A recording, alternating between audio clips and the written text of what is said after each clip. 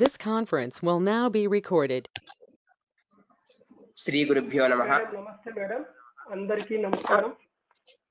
నమస్కారం.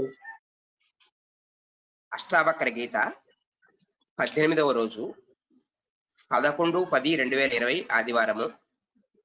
17వ ప్రకరణంలో నిన్న 3వ శ్లోకం వరకు చదువుకున్నాము. దాంతో ప్రారంభిస్తున్నాను. చదివిన తాత్పర్యం చదువుతారా? అవునండి. చివరి లైన్లు మధురములకు అందుగు చిగుళ్లను ఆస్వాదించి ఆనందించు ఏనుగును చేదుగల వేప చిగుళ్ళు ఆనందపరుపజాలవు. అట్లే ఆత్మానందము అనుభవించు వారిని విషయానందములు తృప్తిని కలుగజేయజాలవు. ఇది నిన్న చదువుకున్న శ్లోకం తాలూకు అర్థం. 3వ శ్లోకం. ఓకే. 4వ శ్లోకం. యస్తు భోగేషు భుక్తేషు న భవత్య అధివాసితః అభుక్తే నిరాకాంక్షీ తాదృశో భవదుర్లభః.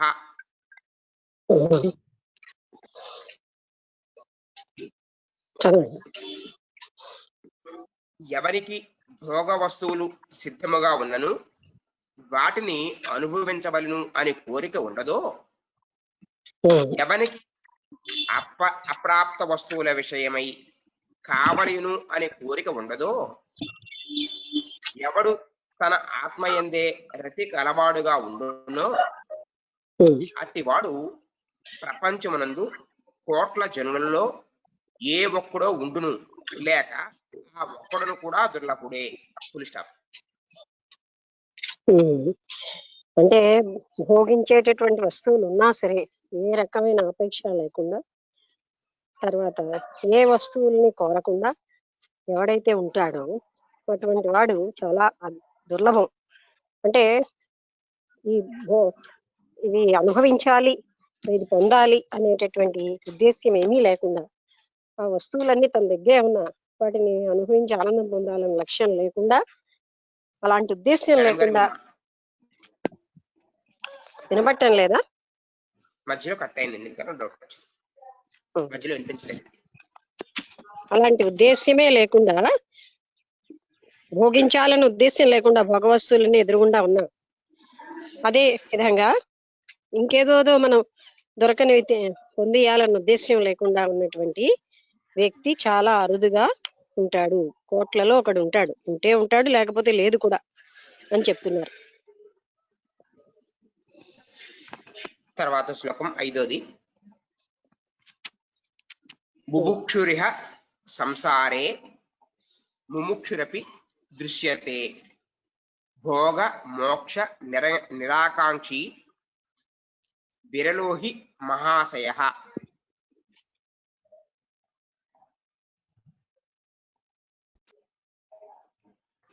ఈ జగత్తులో ముముక్షువులు అనేకులు కనబడుచూ ఉన్నారు, భోగపరులు అనేకులు ఉన్నారు. కానీ భోగమోక్షములను రెండింటినీ విడిచి ఆశారహితుడై ఉన్న మహాత్ముడు దుర్లభుడు. ఇదండి. అంటే భోగపరులు ముముక్షువులు చాలా మంది ఉన్నారు. అంటే మోక్షాన్ని కాంక్షించి మోక్ష మార్గంలో ప్రయాణించే వాళ్ళు ఉన్నారు, భోగపరులు ఉన్నారు. కానీ భోగాన్ని మోక్షాన్ని వదిలేసి ఏ ఆశ లేకుండా జీవించే వాళ్ళు చాలా అరుదు.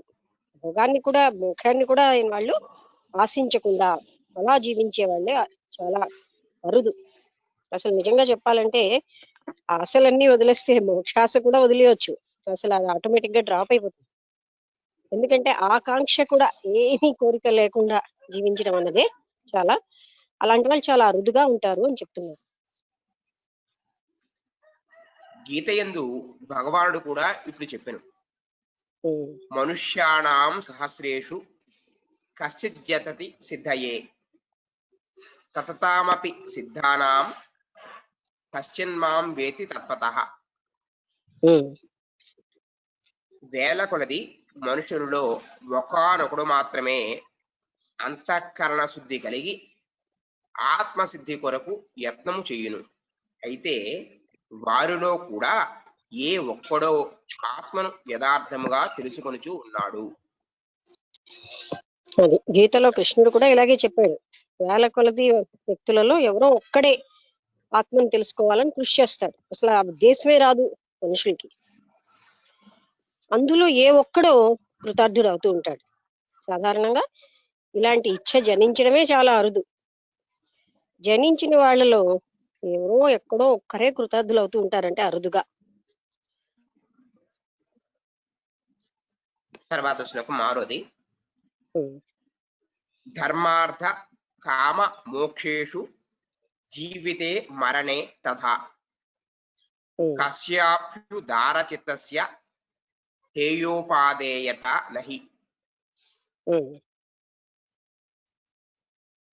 ఓ శిష్య, ప్రపంచమున ధర్మ అర్థ కామ మోక్షముల యందు గాని జీవించుట యందు గాని మరణించే విషయమున కాని ఎవడు ఉదాసీనుడై ఉంటూ ఉన్నాడో, ఎవనికి సుఖాకార వృత్తి కాని దుఃఖాకార వృత్తి కానీ లేదో, ఎవడు తన ఆత్మయందే శాంతుడై ఉంటున్నాడో అట్టివారు చాలా అరుదు. చూసారా ధర్మ. ఉమ్, ఇంకా ఉందా? ఉందండి. చదవండి. సుఖ దుఃఖములు రెండును సాపేక్షములు. ఎవనికి సుఖము కలుగునో వానికి దుఃఖమును కలుగక మానదు. దుఃఖానంతరము సుఖము కలుగును. కావున ఈ రెండింటిని విడిచి ఆత్మానందములో మెలగుము. పులిస్టాప్. అంటే ధర్మార్థ కామ మోక్షాల్లో గాని, మరణంలో గాని, జీవించి ఉండడంలో గాని, మోక్షంలో గాని ఏ ఆసక్తి లేకుండా జీవించేటటువంటి వ్యక్తులు చాలా అరుదు. అంటే ఏదో ఒక ఆశతోనే జీవిస్తూ ఉంటారు. అందులో సుఖ దుఃఖాల మీద కానీ వాళ్ళకి ఏ రకమైనటువంటి ఆపేక్ష ఉండదు. అంటే సుఖం వచ్చినా దుఃఖం వచ్చినా దాంతో ఏమీ సంబంధం లేకుండా మామూలుగా తటస్థంగానే జీవిస్తూ ఉంటారు. అలాంటి వ్యక్తులు చాలా అరుదు. అంటే మనకి 2 శ్లోకాలు ఏం చెప్తున్నాయంటే దేన్ని ఆశించకుండా జీవించడమే చాలా ఉత్తమమైన విషయం అని చెప్తున్నాయి. ఏదో ఒకటి ఆశించడానికి అలవాటైన మనసుకి ఏమీ ఆశించకుండా ఉన్న స్థితిని అలవాటు చేస్తే అది చాలా గొప్ప స్థితి అని అర్థమవుతుంది. సాధారణంగా మనం ఈ ఆశింపుకి ఇది అనాది నుంచి వచ్చేసింది కోరిక. చిన్న పని చేసి ఎంతో ఫలితం ఆశిస్తున్నాం కదా. ఈ ఆశింపడం వల్ల మనకి నిజంగా అనలిటికల్ గా విశ్లేషణాత్మకంగా వివేకంతో చూస్తే ఆశించడం వల్ల ఏమీ లాభం లేదు. కానీ ఎందుకు ఆశిస్తున్నాము అంటే అలాంటి మంచి పని మాత్రం యోగ కర్మసు కౌశలం అని కర్మని కౌశలంగా చేయాలి తప్ప ఇది అది ఆశించడం ఎంతో అలసిపోతున్నాం నిజంగా ఈ ఆశింపుల వల్లే. కానీ ఆ ఆశింపన్న జబ్బులోంచి మనం బయటపట్టలే. ఆశింపు లేకపోతే సుఖస్థితిలో ఉంటుంది మన అంతర్గత స్థితి. అందుకని మనం ఈ శ్లోకాలలోంచి కనీసంగా ఏది కోరకుండా ఉండే స్థితికి వెళ్తే హాయిగా ఉండొచ్చు. హాయిగా ఉండడం మన చేతుల్లో ఉంది. ఓకే. తర్వాత శ్లోకం 7. లక్ష్మి ఆశించకుండా ఉండడానికి, ఆశ లేకుండా ఉండడానికి అంటే ఆశకి సంకల్పానికి తేడా ఏమిటి? సంకల్పం అంటే ఏదైనా ఒక పని చేయాలి అనే ఉద్దేశ్యాన్ని పెట్టుకోవడం. అక్కడ ఆశింపు అంటే ఏదేదో అంటే ఫలితాలన్నిటినీ కర్మ చేసి ఫలితం, మరి ఇంకేదో కోరిక, ఇవన్నిటినీ సంకల్పానికి ఏంటంటే లక్ష్యం, మన హృదయంలో ఉన్న ఒక లక్ష్యాన్ని సంకల్పంగా చెప్తాం. ఇప్పుడు సంకల్పించారు కనుక జగత్తు ఏర్పడింది, అక్కడ కోరిక అని కాదు. అది కోరిక ఆశింపు అంటే ఏదైనా ఫలితాన్ని ఆశిస్తూనే ఉంటాం ఏ పని చేసినా, లేకపోతే చెయ్యకపోయినా ఇది అది కావాలని కోరుతూ ఉంటుంది మనసు. అవన్నీ కూడా కోరికలే. సంకల్పం అంటే కేవలంగా ఒక ఉద్దేశ్యం పెట్టుకుని చేస్తున్నాం. అంటే అందులో ఫలితం రాని రాకపోని దాంతో సంబంధం లేదు. సంకల్పించడం వేరు. ఇలా చేద్దాం అని ఒక ప్లానింగ్ అనమాట. అనుకో ఓకే. ఇప్పుడు దేవీ దేవతల్ని పూజిస్తూ మాకు అది కావాలి ఇది కావాలని అడుగుతున్నది, అది సంకల్పం కాదా? పూజకి సంకల్పం తీసుకోండి అంటారు. కానీ అసలు మామూలుగా అయితే ఆ కోరికలన్నిటితోటే మరి చేస్తున్నారు, అది చేయకూడదు అసలు అని మనం తెలుసుకున్నాం ఈ జ్ఞానంతో. అంటే వాళ్ళు ఎప్పుడు చేసేసారు. ఒకటి చెప్పినా, నేను ప్రాపంచిక మనుషులు మనకి త్రిపుర రహస్యంలో కూడా చెప్పారు, ఎందరో పండితులు కూడా ఇవంతా శాస్త్రజ్ఞానం తెలిసినా కన్ఫ్యూజ్ అవుతూనే ఉంటారు. అందువల్ల వాళ్ళకి ఏంటంటే ఎక్కువ మంది ఎప్పుడు ప్రాపంచిక భోగాలని ఎక్కువగా విషయవాంఛలకి ప్రాముఖ్యం ఇస్తారు కనుక అలా చెప్తున్నారు అక్కడ. ఇలా కోరండి అనే బదులు ఇక్కడ ఇలా సంకల్పించండి అని కూడా అక్కడ వాడుతున్నారు. అంటే ఇంకా డీపర్ గా మీనింగ్ చూస్తే మాత్రం కోరిక సంకల్పానికి తేడా అది. అయినా అక్కడ సంకల్పిస్తారు, జరిగితే జరుగుతుంది లేకపోతే లేదు, అంతే కదా. ధనధాన్యాలు వచ్చేయాలని, పుత్ర పౌత్రాభివృద్ధి అంటారు. వాళ్ళు సంకల్పించినంత మాత్రంలో అది నెరవేరుతుందని చెప్పలేం. సంకల్పం వేరు, కోరిక వేరు. అంతేనా? ఓకే. అందుకని ఏ ఆశ లేకుండా ఉండడం అండి నిజంగా మనం అబ్జర్వ్ చేస్తే అది ఎంతో సుఖదాయకమైన జీవితం. ఆశించకపోయినా మనం డ్రామాలాగా అన్ని జరుగుతూ ఉంటాయని చూస్తూ ఉంటాం. మనకు తెలియక అలవాటైపోయి ఇలాంటివన్నీ కోరుతూ ఉంటాం, కానీ ఏవి కోరకపోయినా అన్ని జరుగుతూనే ఉంటాయి, చక్కగా ప్రశాంతంగా ఉండొచ్చు. కానీ ప్రశాంతంగా ఉండడం మనకి చేత కాక మన బాధలు మనమే తెచ్చుకుంటూ నిరంతరాయంగా మనసులో అసంతృప్తి, బాధ ఇవన్నిటితో ఉంటున్నాం. ఏ ఆశ లేకపోతే ఎంత హాయిగా ఉంటుందో లైఫ్. అందుకని మన సుఖం మన దగ్గరే ఉంది. జ్ఞానంతో వివేకంతో ఆలోచిస్తే ఆశింప అవసరమే లేదు. ఓకే. అయితే నిరుద్యోగం అన్నవాడు కోరుకోకుండా అదే జరిగిపోతుందని కూర్చోవాలా? పని చేయొచ్చు, ఆశింపెందుకు? ప్రయత్నం చేయొచ్చు. ఆశింపుకి ప్రయత్నానికి చాలా తేడా ఉంది. సంకల్పానికి ప్రయత్నానికి తేడా, అంటే ఆ కోరికకి లాగా. అంటే పని చేయాలి. కృష్ణుడు చెప్పినట్టుగా గీతలో ఆ కోరికని నేను చేశాను కనుక నాకు రావాలన్నది మాత్రం అక్కడ లేదు. అలా అది వదిలిపెట్టేస్తే పనులు కూడా హాయిగా జరుగుతాయి, చాలా చక్కగా. వచ్చిందో లేదో అన్న డౌట్ ఒకటి, వస్తుందో లేదో అని అలాగా కోరికలో ఎంతో ఎనర్జీ పోతుంది, గందరగోళం అయిపోతుంది మన అంతర్గతం అంతా, అంటే మనస్థితి అంతా కూడా. ఈ కోరికే లేకపోతే ఎంతో ఎనర్జీ ఉంటుంది మన దగ్గర. నెక్స్ట్ మనం కోరకపోయినా మనం పని పర్ఫెక్ట్ గా చేస్తే దాని ఫలితం దానికి వస్తూనే ఉంటుంది. కోరడం అనేది ఒక అలవాటు అయిపోయింది, అంతకంటే ఏం లేదు. కోరి చేసేది ఏమిటి? కోరకుండా ఉంటే తగ్గిపోయింది ఏమిటిట? ఇంకా చెప్పాలంటే కోరని వాడికి ఒక పనికి 1,000 ఫలితాలు ఉంటే కోరని వాడికి 1,000 ఫలితాలు వస్తాయి, కోరిన వాడికి ఒక్క ఫలితమే వస్తుంది. సో కోరకుండా ఉండడం వల్ల, అంటే అలా లెక్క చూసుకున్నా అదే మనకి బెనిఫిట్ ఎక్కువ. కానీ కోరకుండా ఉండడం చేత కావట్లేదు, అది అక్కడ పాయింట్.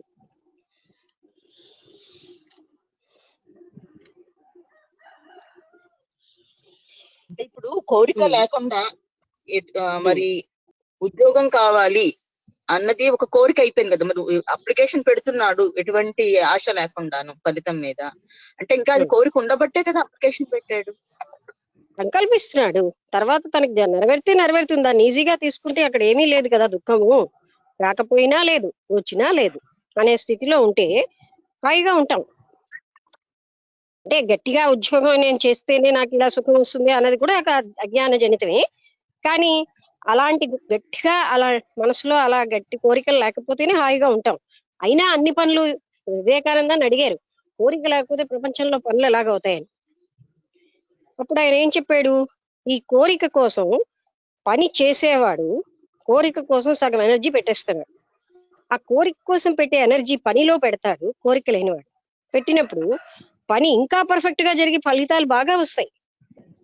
ఈ ఆశిస్తూ కూర్చోవడం వల్ల ఏమైనా వస్తాయేంటి? Energy waste. కానీ మనకి చేత కాదు నిజం చెప్పాలంటే, కోరిక లేకుండా ఉండడానికి మనం ప్రాక్టీస్ చేయట్లే. చేస్తే అద్భుతంగా పనులన్నీ జరిగిపోతూ ఉంటాయి. అంటే పని చేసేసి వదిలేయి, పనులన్నీ దాని ఫలితాలు ఇస్తూనే ఉంటాయి. వచ్చిందా లేదా, వస్తుందా లేదా అంటూ ఆలోచించక్కర్లే, రావలసిన ఫలితం వస్తూనే ఉంటుంది. ఏ ఫలితం రావాలో అది వస్తుంది. బహుశా ఏది కోరుతారో అది రాకపోవచ్చు, కానీ ఆ పనికి బట్టి దానికి ఏ ఫలితం రావాలో అది వస్తూ ఉంటుంది. ఒక పైసా అంత పని చేసి 100 రూపాయలు కోరితే ఎలాగా? దానివల్ల దుఃఖం తప్ప ఏం లేదు. అయినా మనుషులకి ఎక్కడ అజ్ఞానంలో పడతారంటే కోరకపోతే ఏమో జరగదని. అన్నీ జరుగుతాయి చక్కగా, పనులన్నీ పర్ఫెక్ట్ గా చేసుకుని వెళ్ళిపోతూ ఉంటే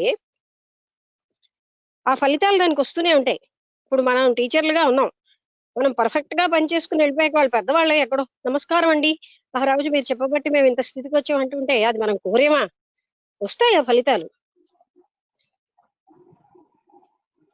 అలా వాళ్ళందరూ కృతజ్ఞులు అవ్వాలని కోరలేదు, కానీ అవి పర్ఫెక్ట్ వర్క్ కి దాని అంతటా అవే నమస్తే వస్తాయి. అండి. Spin off. ఓకే, చెప్పండి. వినబట్టం లేదా? ఎవరు నమస్తే అన్నది? ఆంజనేయమూర్తి గారే. నమస్తే అండి. ఆ, చెప్పండి. ఎవరి మాట వినిపించట్లేదండి. నా మాట కూడా వినబట్టం లేదా? ఇప్పటికి? హలో లక్ష్మి, నీ మాట ఆంజనేయమూర్తి గారి మాట ఖచ్చితంగా స్పష్టంగా వినిపిస్తోంది. మరి ఇంకెవరి మాట వినబడడానికి? ఆంజనేయమూర్తి గారు, ఆంజనేయమూర్తి గారు, అదే అది ఆయన ఒక్కరికి వినబట్టం లేదేమో. ఓకే, ఇదన్నమాట కోరిక పరిస్థితి. Okay okay. ఆంజనేయమూర్తి గారు, నమస్తే అండి. ఎవరి మాట వినిపించట్లేదు. మీ ఒక్కరికే అర్థమైందా? మీ ఒక్కరికే వినిపించట్లేదు. ఇప్పుడు వినిపిస్తోందా?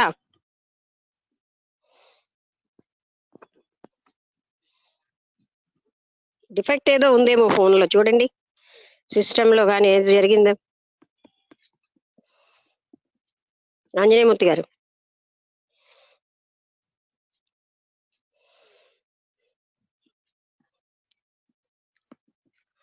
ఆంజనేయమూర్తి గారు, హలో అమ్మా, ఆ, మాకందరికి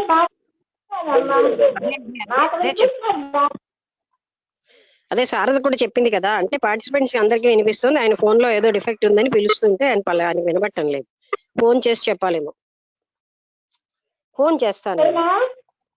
నమస్తే అండి. నేను ఏంటైంది? మీ ఒక్కరికే వినబట్టం లేదు. అర్థమైందండి. నా ఒక్కరికే వినిపించట్లేదు, అందుకని ఫోన్ నుంచి చూశాను. అందరికీ వినిపిస్తుంది. ఈ మాట ఇప్పటిదాకా నాకు వినిపిస్తుంది. వేరే ఫోన్ నుంచి మళ్ళీ ఇంకో పేరుతో, నా పేరుతో లాగానే ఏంటండి? ఇంకొక వేరే ఫోన్ తోటి లాగానే అయ్యానండి. Very good. ఇది ఇలా ఉంటుంది.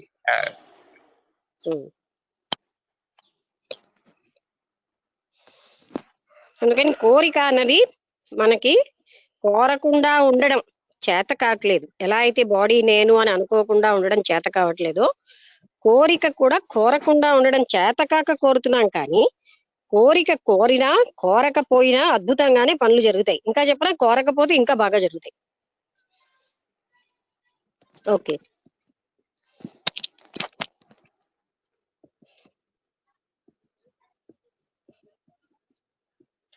చెప్పండి. చదువుతారా? చదువుతానండి. 7వ శ్లోకం అండి. ఇందాక 6వ శ్లోకం ఎండింగ్ ఒక్కసారి ఒక లైన్ చదవమంటారా? కంటిన్యూ చేయమంటారా? చదివేశాం కదా. ఏ ఆశ లేకుండా జీవించడం అనేవాడు చాలా అరుదుగా ఉంటాడు.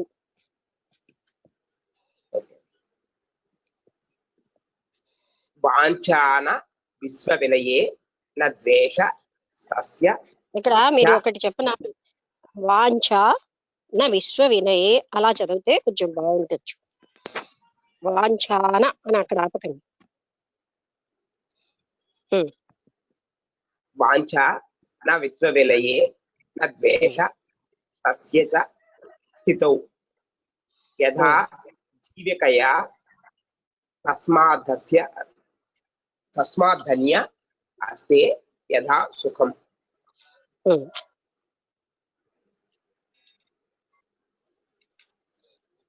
ఓ కుమార, విశ్వము లయమొకటయందు ఎవనికి ఇచ్చలేదో, ప్రపంచ స్థితి ఎందును ఎవనికి ద్వేషము లేదో. ఏమిటంటే విశ్వము లయమముటే అందు ఎవనికి ఇచ్చలేదో. అవునండి. తర్వాత ప్రపంచ స్థితి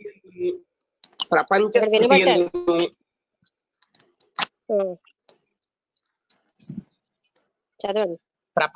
ప్రపంచ స్థితి ఎందును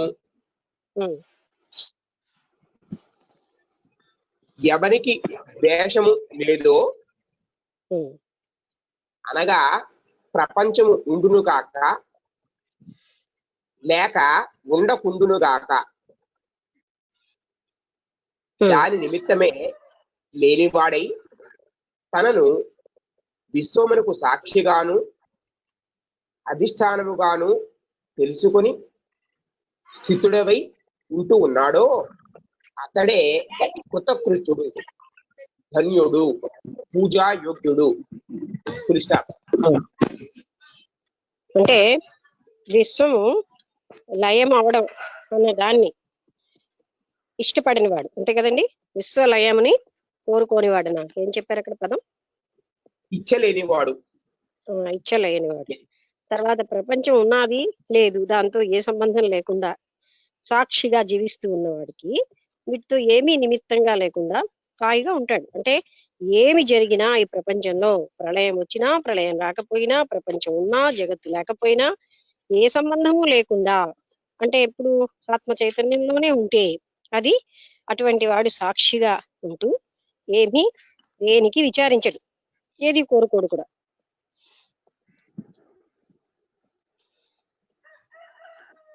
ఈ మాట అయితే నాకు కట్టే వస్తుంది. సరిగా డిస్టర్బెన్స్ గాను అందరికీ అలాగే వస్తుందా? అందరికీ అలాగే వస్తుందండి. హలో, క్లియర్ గా ఉందా అందరికి? క్లియర్ గా ఉంది. చాలా క్లియర్ గా ఉంది. అయితే అక్కడ సిగ్నల్ ప్రాబ్లం బాగా నా సిస్టమ్ కి మాట వినిపించట్లేదు. ఈ ఫోన్ నుంచి మాత్రమే మాటలు కట్టాయి వస్తున్నాయి. ఒకసారి ఒక శ్లోకం మరొక ట్రై చేయండి, లేకపోతే ఇంకెవరైనా చదువుతారు. ఎందుకంటే మీరు ఎలా అయితే మీ ప్రొనౌన్సియేషన్ లో కూడా ఒక అక్షరం వినిపిస్తోంది, ఒక అక్షరం వినిపించట్లేదు. చూద్దాం మనం. ఓకే, అంటే భావాన్ని బట్టి అర్థం చేసేసుకుంటున్నాము, కానీ మళ్ళీ మళ్ళీ అదేదో సౌండ్ కూడా వెనక రీసౌండ్ ఏదో వస్తుంది కూడా. వచ్చినా పర్వాలేదు కానీ అక్షరం వినబట్టం లేదు. ఇది చదివిండి, ఇంకొకటి ట్రై చేయండి. సెట్ అయితే ఓకే, లేకపోతే వసంతలత గాని శారద గాని ఎవరో ఒకరు చదువుతారు.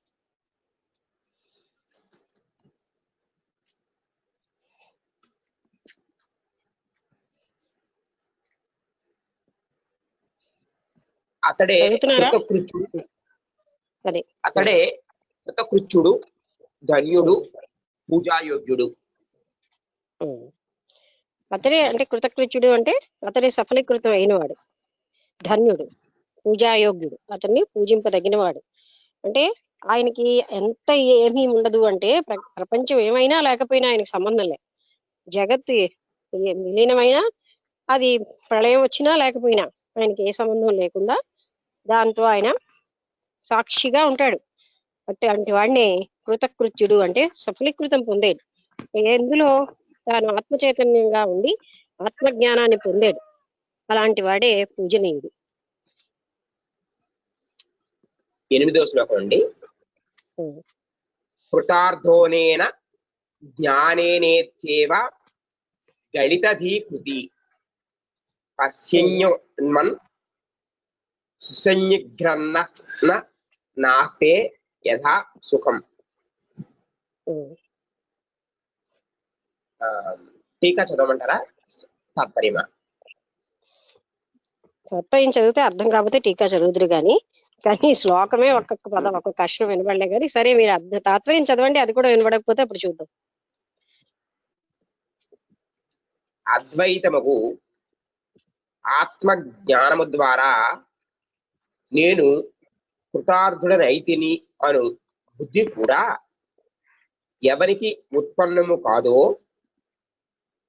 ఆహారాది క్రియలు చేయుచూ ఉన్నను ఎవడు శరీర సంబంధమోగు సుఖ దుఃఖములను పరిగణింపకుండునో మరియు బాహ్యేంద్రియ వ్యాపారములు జరుగుచూ ఉన్నను అజ్ఞానియగు మూర్ఖుని వలె ఎవడు దుఃఖింపడో నిలుచున్నను కూచున్నను చూచుచూ ఉన్నను వినుచూ ఉన్నను తినుచూ ఉన్నను ఎవడు సమాహిత చిత్తుడై దునో ఏంటండి?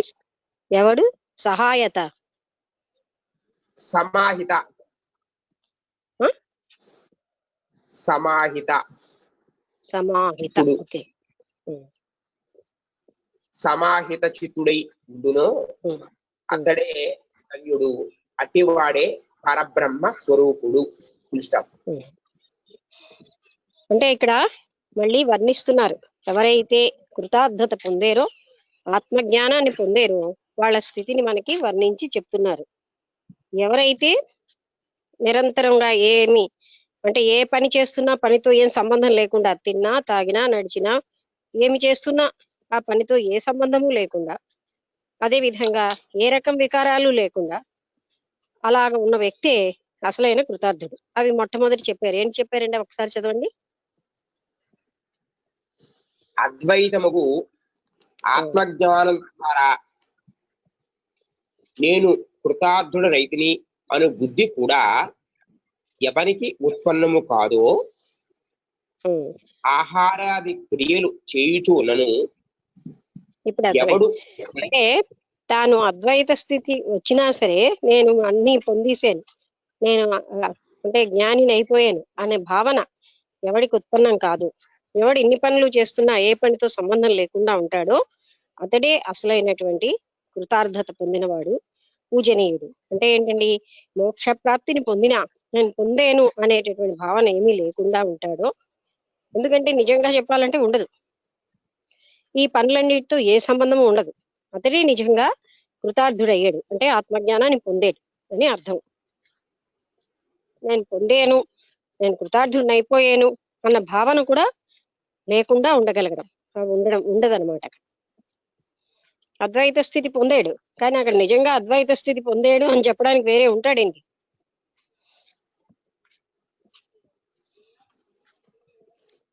తర్వాత 9వ శ్లోకం అండి. ఉమ్. శూన్య దృష్టి వృధా చేష్టా వికలానీంద్రియాణి చ న స్పృహ న విరక్తిర్వా క్షీణ సంసార సాగరే. ఉమ్. ఓ శిష్య, ఎవనికి సంసార సాగరము నశించిపోయినదో వానికి విషయ భోగముల యందు ఇచ్చ ఉండదు. అది మరియు ఉమ్. మరియు వాని నుండి విరక్తుడను కావలను అనే కోరిక ఉండదు. అతని యొక్క మనసు ఉమ్. సరే ఆపిరండి. చదవండి. అతని యొక్క మనసు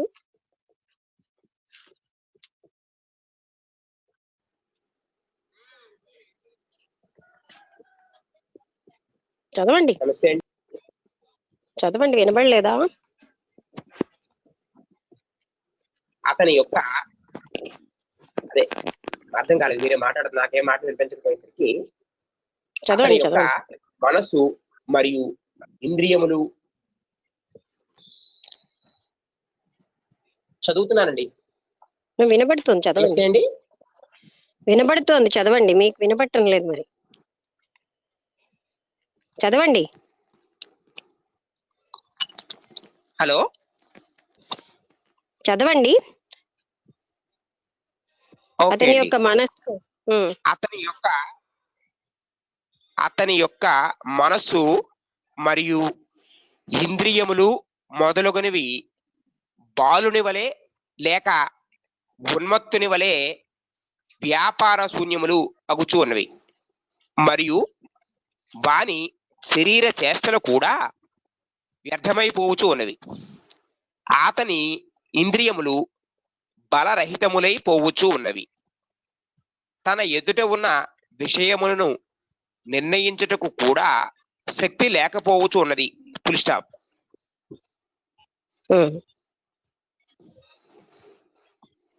ఇంకొకసారి మొదట్లో స్టార్ట్ చేయండి.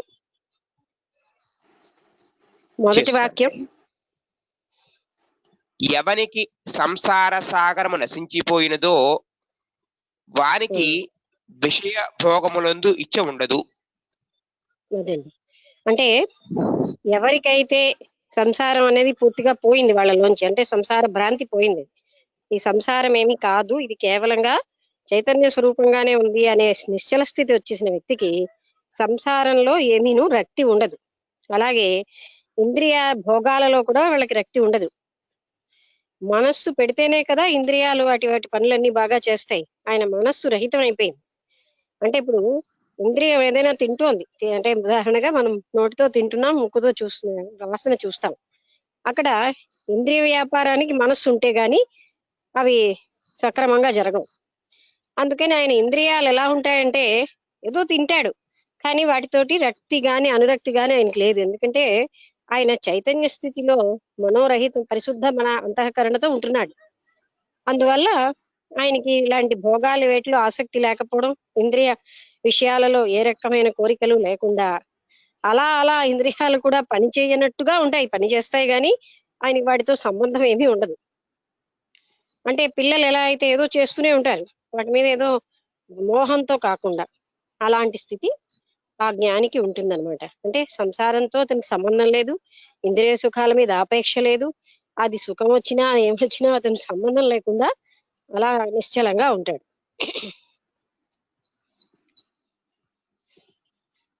ఈ విషయము గీతయందు కూడా చెప్పబడినది. యా నిశా సర్వభూతానాం తస్యాం జాగర్తి సంయమి యస్యాం జాగృతి భూతాని సా నిశా పశ్యతో మునేః.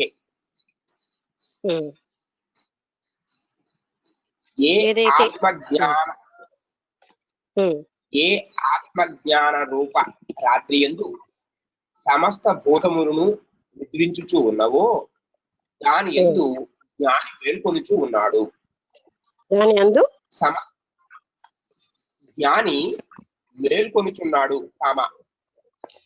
ఏంటి పొందుచున్నాడు? మేల్కొనుచున్నాడు. ఓకే, అవునండి. సమస్త భూతములను ఏ అజ్ఞాన రూప పగటి యందు మేల్కొని ఉన్నవో దాని యందు జ్ఞాని నిద్రించుచూ ఉన్నాడు. ఇక్కడ లిటరల్ గా నిద్రపోవడం అని కాదు, ఇంద్రియ వ్యాపారాలతో ఆయనకి ఏమీ సంబంధం లేదు కనుక ఇంద్రియ వ్యాపారాలన్నీ మనుష్యులు చేసినా కూడా ఆయన వాటితో సంబంధం లేకుండా ఉండడానికి నిద్రించున్నాడు అంటున్నారు. అలాగే అందరూ నిద్రిస్తున్నారు ఇంద్రియ మనో వ్యాపారాలు లేకుండా. అటువంటిప్పుడు ఆయన ఆత్మ చైతన్యంలో జాగరూకుడే ఉంటాడు. అప్పుడు ఆయన ఇంద్రియ వ్యాపారాలు చేస్తాడని కాదు, ఆయన జాగరూక అవస్థలో నిరంతరంగానే ఉంటాడు. పగలు ఉంటాడు, రాత్రి ఉంటాడు. వీళ్ళందరూ యాక్టివ్ గా ఇంద్రియ వ్యాపారాలు చేసిన పరిస్థితిలో కూడా ఆయన ప్యాసివ్ గానే ఉంటాడు ఆత్మ చైతన్యంలోనే. అందుకని అలా మాట్లాడారు. అంటే వాళ్ళకి పగలేది అయితే ఏందో ఆయనకి అది రాత్రిలాగా ఉంటుందంటే వాటితో సంబంధం లేకుండా ఉంటాడు. అలాగే అందరూ నిద్రపోతున్నప్పుడు ఆయన ఆత్మ చైతన్యంలో జాగరూకమయ్యే ఉంటాడు.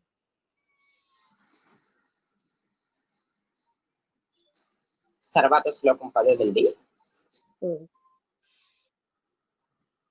నా జాగర్తి నా నిద్రాతి నోన్మీలతి నా మీలతి అహో పరదశ పాపి వర్తతే ముక్త చేతసః.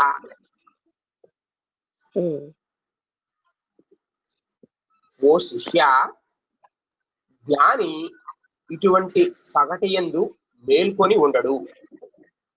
ఎందుకు అనగా మేల్కొని ఉన్నవాడు కంటి రెప్పలను తెరిచి ఉంచబడను కదా. అనగా బాహ్య విషయములను చూచుట, స్మరించుట చేయుచు ఉన్నాడు. జ్ఞాని బాహ్య వస్తువులను చూడడు, స్మరింపడు. కావుననే అతడు మేల్కొనలేదు అని చెప్పుటకు కారణం. మరియు జ్ఞాని నిద్రించుకుంటుటూ లేదు. కారణము నిద్రించువాడు కంటి రెప్పలు మూసుకున్నాడు కదా.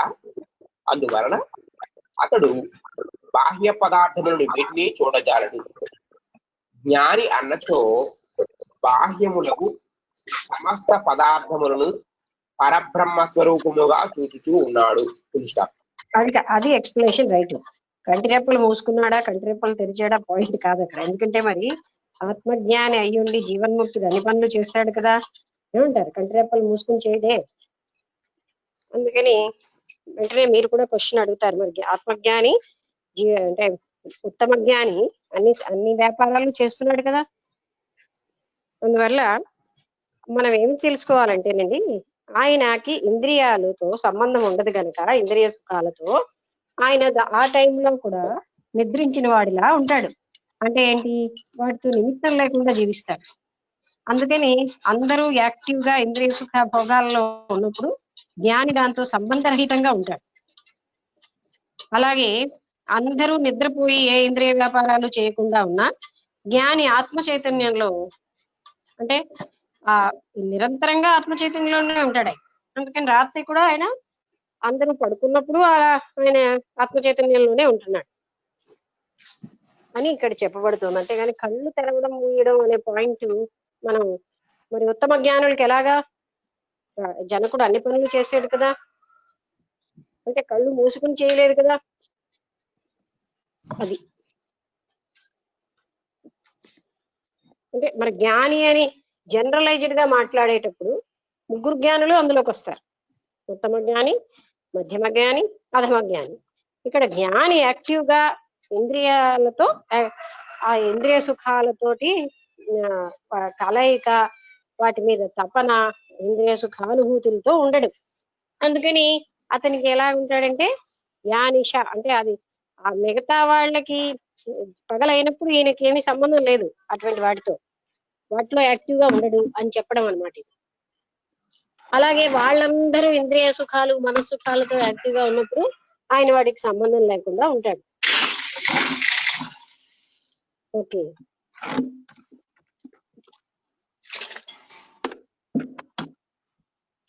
అంటే నా మాటలు మీకు ఎలా వినిపిస్తున్నాయో తెలియదు కానీ మీ మాటలు కట్ అయ్యి వస్తున్నాయండి. అయితే ఏం చేద్దాం? ఇంకొకరికి ఇద్దామా చదవడం? నా మాటలు మీకు అర్థమవుతుందంటే చదువుతాను, ఇబ్బంది పడుతున్నాం అంటే ఇంకొకరు వేరే ఎవరైనా అవకాశం ఉంటే చదువుతాం, లేకపోతే ఇప్పటికి అర్థం అవుతున్నాయి. ఓకే. అంటే ఇక్కడ నేను ఏం చెప్తున్నానంటే ఆ ఎక్స్ప్లెనేషన్ ఇచ్చిన వాడు ఎవరు? దాన్ని మీనింగ్ చెప్పేవాడు. అందుకని ఇక్కడ చాలా మందికి జ్ఞాని అంటే ఎప్పుడు కళ్ళు మూసి కూర్చుంటాడని అర్థం ఉంది. ఆత్మజ్ఞాని ఎప్పుడు తపస్సులో కూర్చుంటాడు కళ్ళు మూసుకుని అని. కానీ అది కాదు కదా. ఆత్మజ్ఞాని కూడా అన్ని పనులు చేయిస్తాడు. అది ఉత్తమ జ్ఞానులు అని చెప్పారు కనుక వాళ్ళు కళ్ళు మూసుకునే పనులన్నీ చేయరు కదా. అంటే కళ్ళు మూసుకున్న వాళ్ళతో సమానంగా ఏ సంబంధము లేకుండా ఉంటారు వాళ్ళు. ఓకే. ప్రశ్న సమాధాన రూపంలో మీకు కంటిన్యూ ఇచ్చారండి. ఇట్టి జ్ఞానికి ఎట్టి దశ కలుగును? ఇలాంటి జ్ఞానికి ఏ దశ కలుగు? ఆహా, అటువంటి వానికి కల దశను ఏమని వర్ణింపగలను?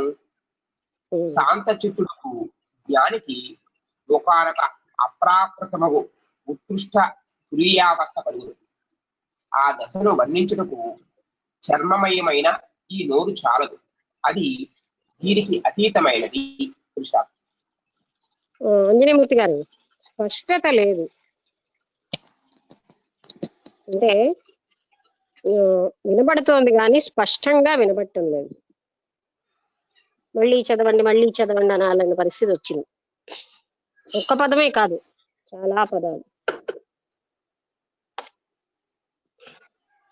వసంతలత లేదా శారద ఎవరైనా ఒకరు చదువుతారా?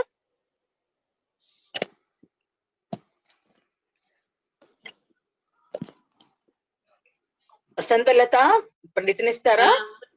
ఉన్నాను నేను ఇక్కడే ఉన్నాను. వినిపిస్తుందా? చదవమంటే చదువుతాను.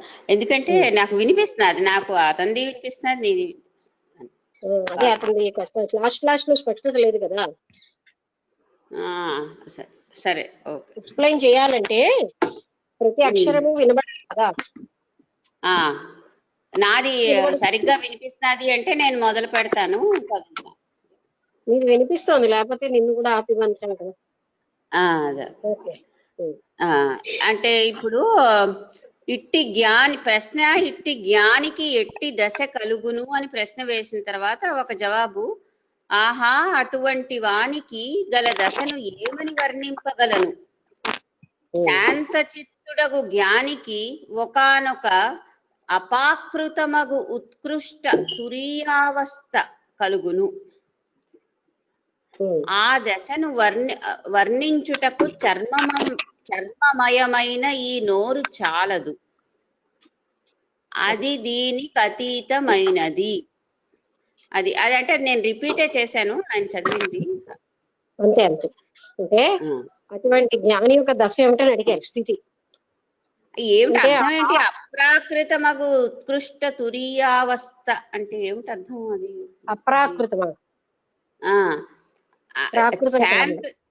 శాంత చిత్తుడగు జ్ఞానికి అప్రాకృతమగు.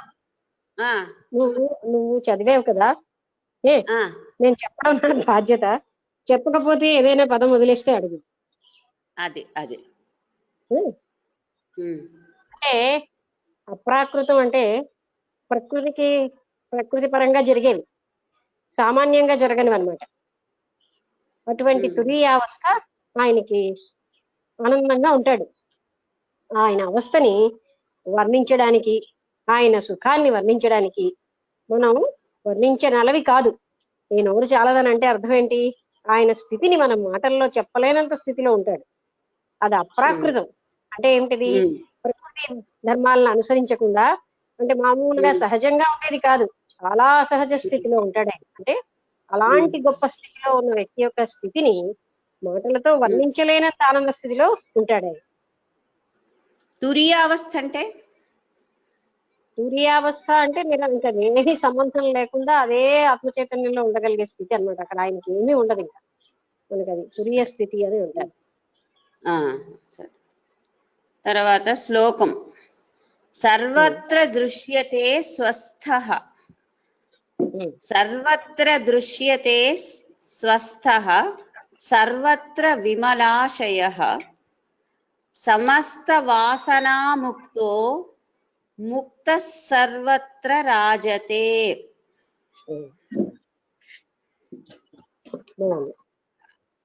పదవిచ్ఛేదం చదవాలా అక్కర్లేదా ఏంటి? చదవమన్నా తాత్పర్యం చదువుతాను.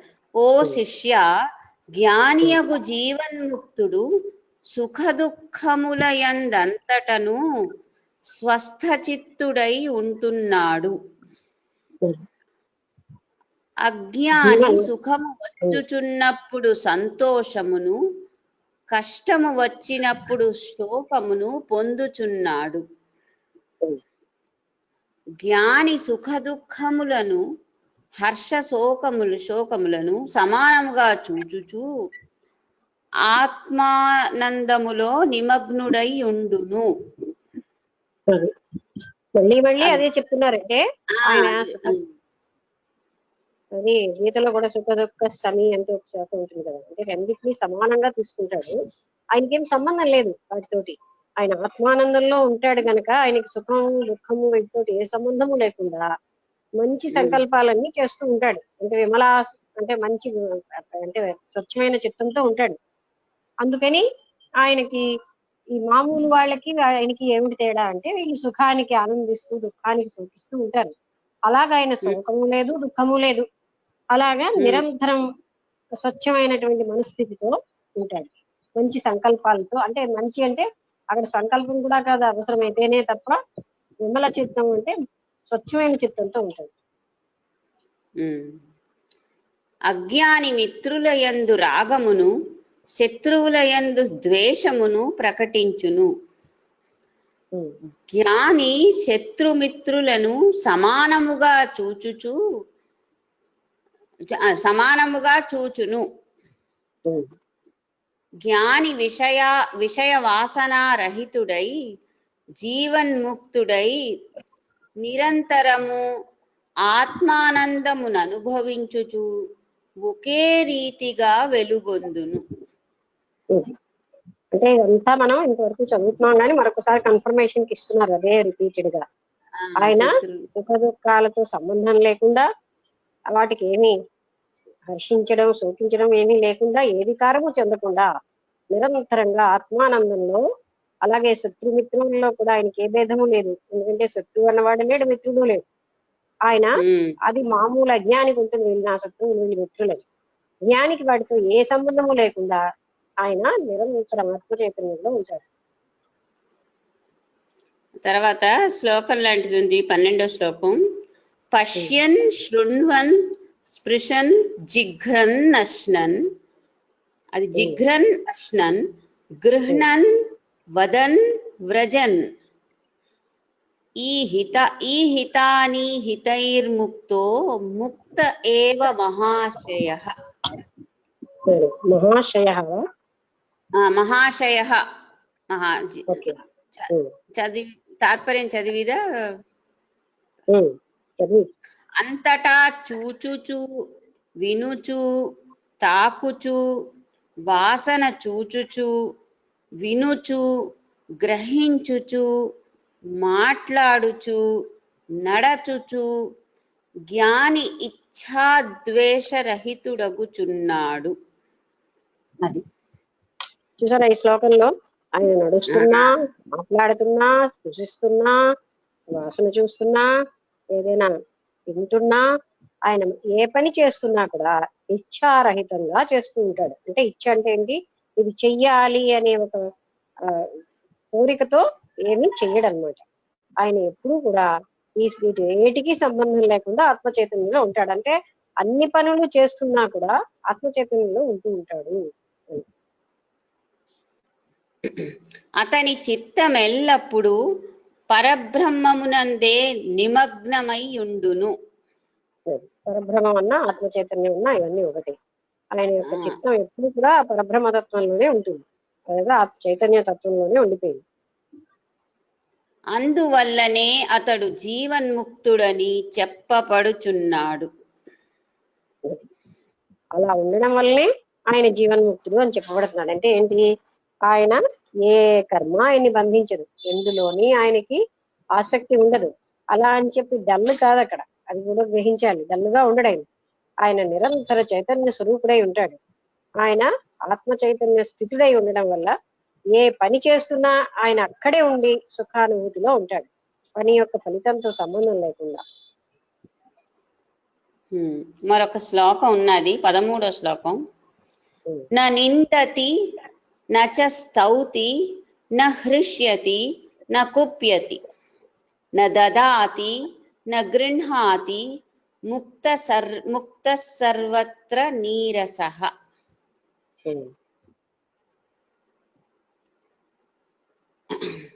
జీవన్ముక్తుడగువాడు ఎవనిని నిందింపడు,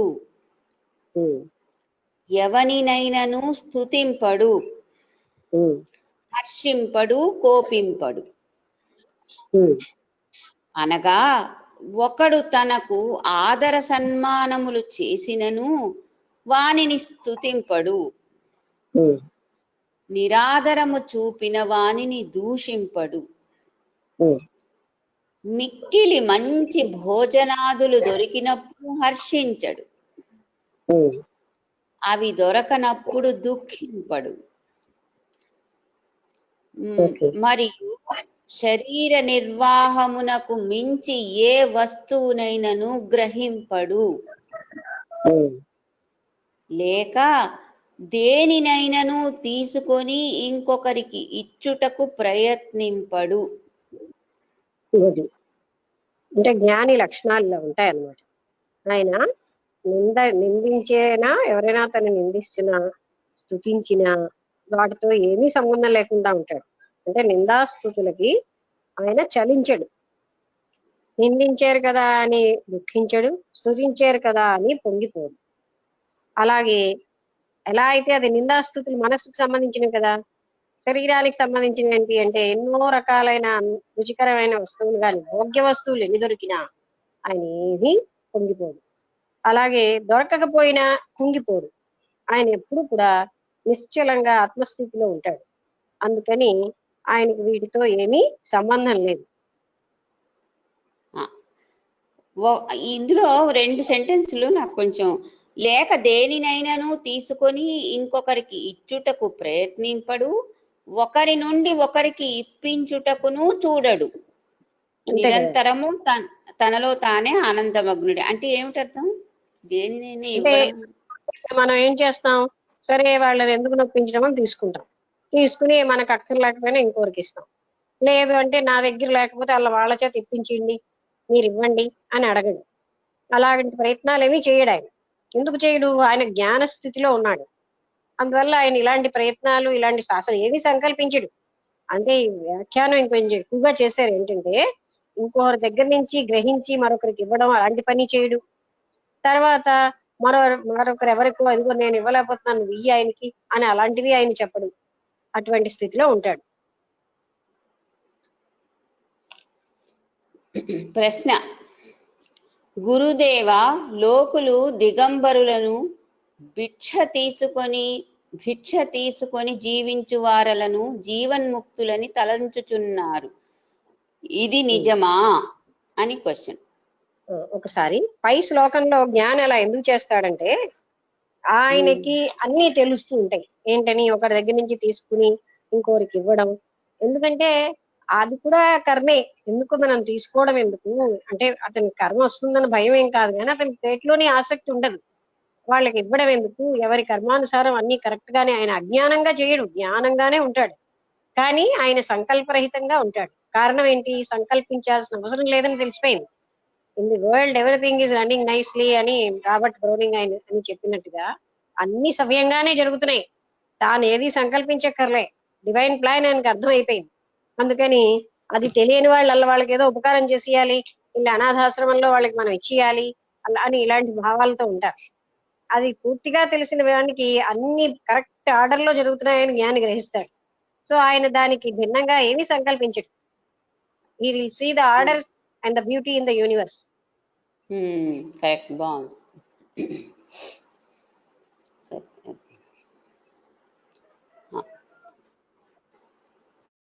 క్వశ్చన్ ఎన్జిఓలో పెడుతున్నారు గుడ్డి వాళ్ళకను. అదే అవన్నీ మనం చేస్తున్నాం అంటే కొంత అజ్ఞానమే కారణం. అంటే అదేదో సేవ అని మనం అనుకుంటాం, కానీ మనం డివైన్ ప్లాన్ తెలిస్తే everything is run in a proper way. అంటే అది నేను దేహాన్ని అని ఒక భావన ఉన్నప్పుడు జ్ఞానం, సంపూర్ణ జ్ఞానం తెలిస్తే డివైన్ ప్లాన్ అంతా తెలిసిపోతుందండి. ఈ గుడ్డివాడికి నేను చెయ్యక్కర్లే, అంతా కూడా డివైన్ ప్లాన్ లో అదొక పార్టీ. ఆ టైంలో ఆయన ఆ లెసన్ నేర్చుకోవడం ఇంకా గొప్ప విషయం. ఆయన జ్ఞానికి ఎన్నో రకాల జ్ఞానం ఉంటుంది. అందుకని ఆయన ఆ భగవత్ ప్రణాళికను అర్థం చేసుకుంటాడు కనుక దానికి అగేన్స్ట్ గా ఏమి సంకల్పించడే, అన్ని కరెక్ట్ గానే జరుగుతున్నాయి ఈ ప్రపంచంలో అని తెలుసుకుంటాడు. ఇప్పుడు నేను ఒక పిల్లాడిని కోపంతో అని కాకపోయినా వాడు చదవటం లేదని బయట నిలబెట్టి చదివిస్తూ ఉంటే అయ్యో పనిష్మెంట్ లో ఉన్నాడు కూర్చో బాబు అంటూ వాడిని కూర్చోబెట్టి నువ్వు చదవకపోయినా కూర్చో అనడం ఎంత బాగుందో, అలాగే మనం అంటే అజ్ఞానం జనితంగా అలాంటివన్నీ చేస్తున్నాం. అయితే మనం దేహభావంలో ఉన్నప్పుడు అవి తప్పవు, దేహభావం ఉన్నప్పుడు ఉన్న అజ్ఞానంతో ఇవి తప్పవు. జ్ఞానం వచ్చిన జ్ఞానికి ప్రతిదీ చక్కగా జరుగుతోంది యూనివర్స్ లో అని ఒకటి, తన సంకల్పాలు ఏం పెట్టుకోడు, జ్ఞాన స్వరూపుడు అయిపోయాడు ఆయన. దైవ ప్రణాళిక ఆయనకు పూర్తిగా అర్థమవుతూ ఉంటుంది. అదే జీవుల మీద దయ ఉండాలి, భూత దయ ఉండాలి అంటారు కదా. జీవులు అంటే మనుషులు కూడా కలిపి. అది ఎవరికి? అది ఎవరికి? బద్ధులకి, బద్ధులైన జీవులకి. అంటే అజ్ఞానంతో ఉన్న జీవులకు అవన్నీ అవసరం. జ్ఞాన స్థితికి వచ్చిన వానికి ఏం అవసరం ఉండదు.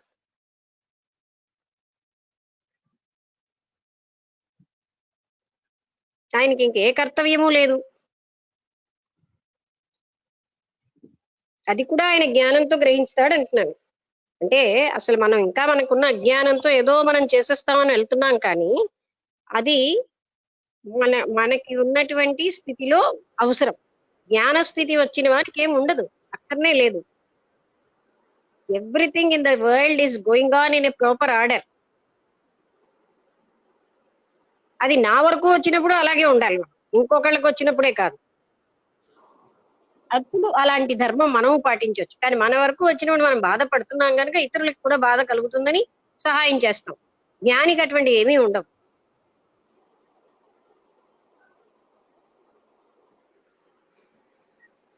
అందుకని బద్ధుడైన జీవితకి ఒక రకమైన కర్తవ్యాలు నియమాలు ఉంటాయి. బద్ధుడు కాని వానికి కర్తవ్యాలు లేవు, నియమాలు లేవు. ఆయన స్థితి అలాంటిది. సంపూర్ణ జ్ఞాన స్వరూపుడైపోయాడు ఆయన. మళ్ళీ చాలా మంది చైతన్యంలో ఉండిపోయాడంటే అతను ఏదో జడంగా ఉన్నాడు అనుకోవడానికి లేదు. సంపూర్ణ జ్ఞాన స్వరూపుడై ఉంటాడు. జడం కాదు, అతను జడంలా కనబడతాడు బయటకి, ఏ పని చేయకుండా ఉన్నట్టు. ఏ రకమైన ఏంటి ఇంద్రియాలతో టచ్ లేకుండా ఉన్నాడంటే ఇతను ఏంటో అని అనిపిస్తుంది, కానీ ఆయన పూర్తి మనందరికంటే కూడా చాలా రెట్లు చైతన్యంలో ఉంటాడు, జ్ఞాన స్వరూపుడై ఉంటాడు. అది మనం అర్థం చేసుకోవాలి. ఎందుకంటే మనం చైతన్యం అన్నాకంటే ఒక లక్ష్మీదేవిని పూజించడం సులువుగా ఉంది. ఆ పూర్తి ఆ చిదాత్మని పూజించడం ఏంటి? చిదాత్మ అంటే మనకి ఏమిటంటే అది జడం అనిపిస్తుంది మనకు తెలియక. అన్ని దేవతలకి, అందరి దేవతలకి, సకల ప్రాణులకి ఆధారమైన ఆ శక్తి జడం ఎలా అవుతుంది? అది సంపూర్ణ జ్ఞానస్థితి, సంపూర్ణత్వం. అటువంటి దాన్ని మనం ఊహ కూడా అందదు. అటువంటి సంపూర్ణత్వాన్ని జడంగా ఊహించుకోవడం మన పొరపాటు. అక్కడ సంపూర్ణ జ్ఞానస్థితి ఉంటుంది. అందుకే బద్ధుడైన జీవికి కొన్ని కర్తవ్యాలు ఉంటాయి, ఆ జ్ఞానికి ఏమీ లేవు. ఓకే, మరి అయితే వీళ్ళు జనకుడు, హేమ, చూడు వీళ్ళంతాను మరి వాళ్ళు ఎలా పనిచేశారు? వాళ్ళ కర్తవ్యం లేదు, ధర్మం లేదు వాళ్ళు, కానీ వాళ్ళు జ్ఞానులే. మరి ఏ కారణం, ఏ పని చేస్తూ ఉంటారు? మరి చెప్పారు కదా, వాళ్ళ వాసనలు ఇంకా ఉండిపోబట్టి, అంటే ప్రారంధ కర్మ ఉండబట్టి ఆ వాసనల బట్టి ఉన్న కర్మలు వాళ్ళు చేశారు. కర్తవ్యం అని చేయలేదు. ఆ ప్రారంధం పోయే వరకు వాళ్ళు కర్మలు చేస్తారు. అందులో కూడా సుఖ దుఃఖాలు అంటే హర్షశోకాలు లేకుండానే చేస్తారు. వాళ్ళు పనులన్నీ చేస్తారు, కానీ హర్షశోకాలు లేవు. మన్ని బంధించేవి హర్షశోకాలే కదా. బుద్ధులైన అజ్ఞానపూరితమైన జనులకి ఏది బాధ కలిగిస్తోంది అంటే వాటితో బంధం పెట్టుకుంటున్నాం. కర్తృత్వం, భోక్తృత్వం ఇవన్నీ ఉంటాయి. అక్కడ అవేవీ లేవు. జ్ఞానస్థితిలో ఉంటాడు. వాళ్ళకి, ఉత్తమ జ్ఞానులకి, వాళ్ళకి ఇంకా వాసనలని, ప్రారంధ కర్మ వల్ల వచ్చిన వాసనల్ని వల్ల వాళ్ళు పనులు చేస్తారు. ఈ పని చెయ్యాలి అనే దాంతో చేస్తూ ఉంటారు. వాళ్ళకి లోపల నుంచి ప్రేరణ వస్తూ ఉంటుంది ఆ వాసనల వల్ల. దానివల్ల పనులు చేస్తారు. కానీ వాళ్ళకి అది బాగుందని చెయ్యరు.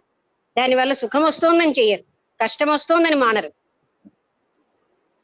అందుకే హేమచూడు ఏమీ హర్షశోకాలు లేకపోవడంతో మిగతా వాళ్ళకి అర్థమైంది ఆయన అన్ని పనులు చేస్తున్నా దేనికి, ఎటువంటి దానికి దుఃఖించట్లేదు, ఆనందపడటం లేదని చూసాకే ఆ తమ్ముడు తండ్రి అడుగుతారు, నువ్వు ఏమిటి ఇంతలా ఉండగలుగుతున్నావు అని, నాకు కూడా అది చెప్పమని. అంటే అప్పుడు ఆయన ఆత్మజ్ఞానాన్ని చెప్తాడు. మిగతా వాళ్ళు దుఃఖం వస్తే చలించిపోతూ ఉంటారు, సుఖం వస్తే ఆనందిస్తూ ఉంటారు, బ్యాలెన్స్ కోల్పోతూ ఉంటారు. అటువంటి స్థితి జ్ఞానికి లేదు. ఆ ఉట్టి బ్యాలెన్స్ కోల్పోవడమేనా? అది బిల్డింగులు భావ పరంపరలు అక్కడ మొదలైపోతూ ఉంటాయి.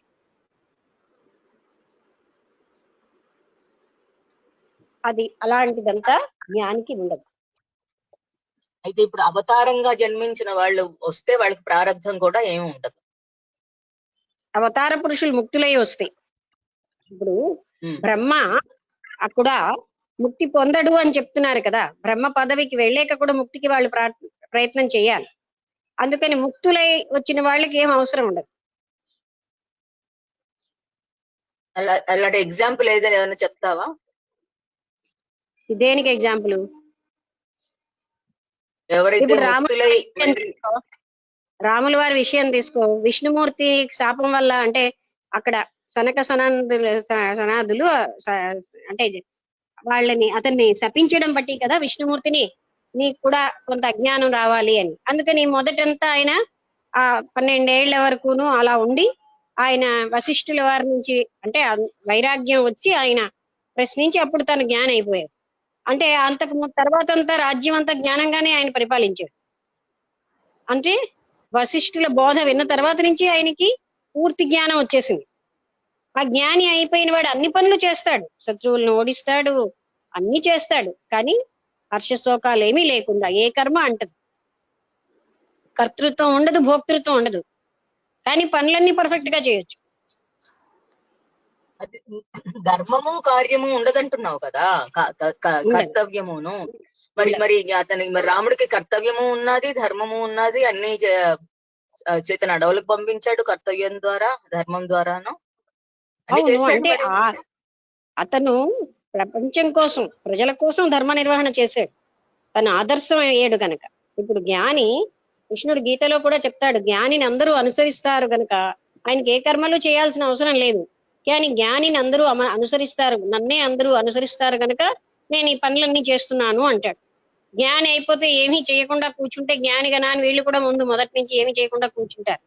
అందువలన కర్తవ్య కర్మలు అన్నవి చెయ్యాలి అనే ఒక సందేశం కూడా ఇవ్వడానికి చేస్తూ ఉంటారు. తర్వాత వాళ్ళ అవతారంలో ఉన్న లక్ష్యమే ఏదైతే దాన్ని వాళ్ళు నిర్వహిస్తూ ఉంటారు. అంటే కృష్ణుడు ఏ విధంగా అయితే అన్ని కర్మలు చేశాడు, కానీ ఆయన ఏమీ అంటలేదు. ఎందుకంటే ఆయనకి బంధం లేకుండా చేశాడు. అక్కడ పెద్ద విషయం ఏంటంటే బంధంతో చేయడం, బంధరహితంగా చేయడమే బంధిస్తోంది మనం. అంటే ఈ కర్మలు నేను కర్తని, నేనే చేస్తున్నాను, దీన్ని నేను అనుభవించాలి అనే భావన అక్కడ లేదుగా.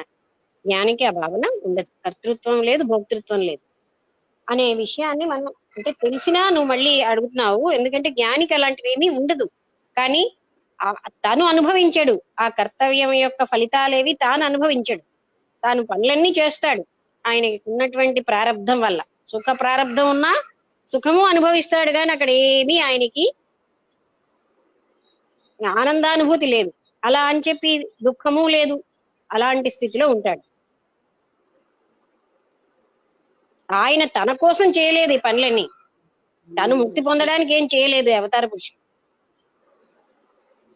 లేకపోతే తన బంధాలు తొలగించుకోవడానికి, తను ఏదో సుఖపడడానికి చేసినవి కాదు కదా. మామూలు ఎవరైనా అయితే తన కోసం చేస్తారు అజ్ఞానం ఉన్నప్పుడు. ఓకే,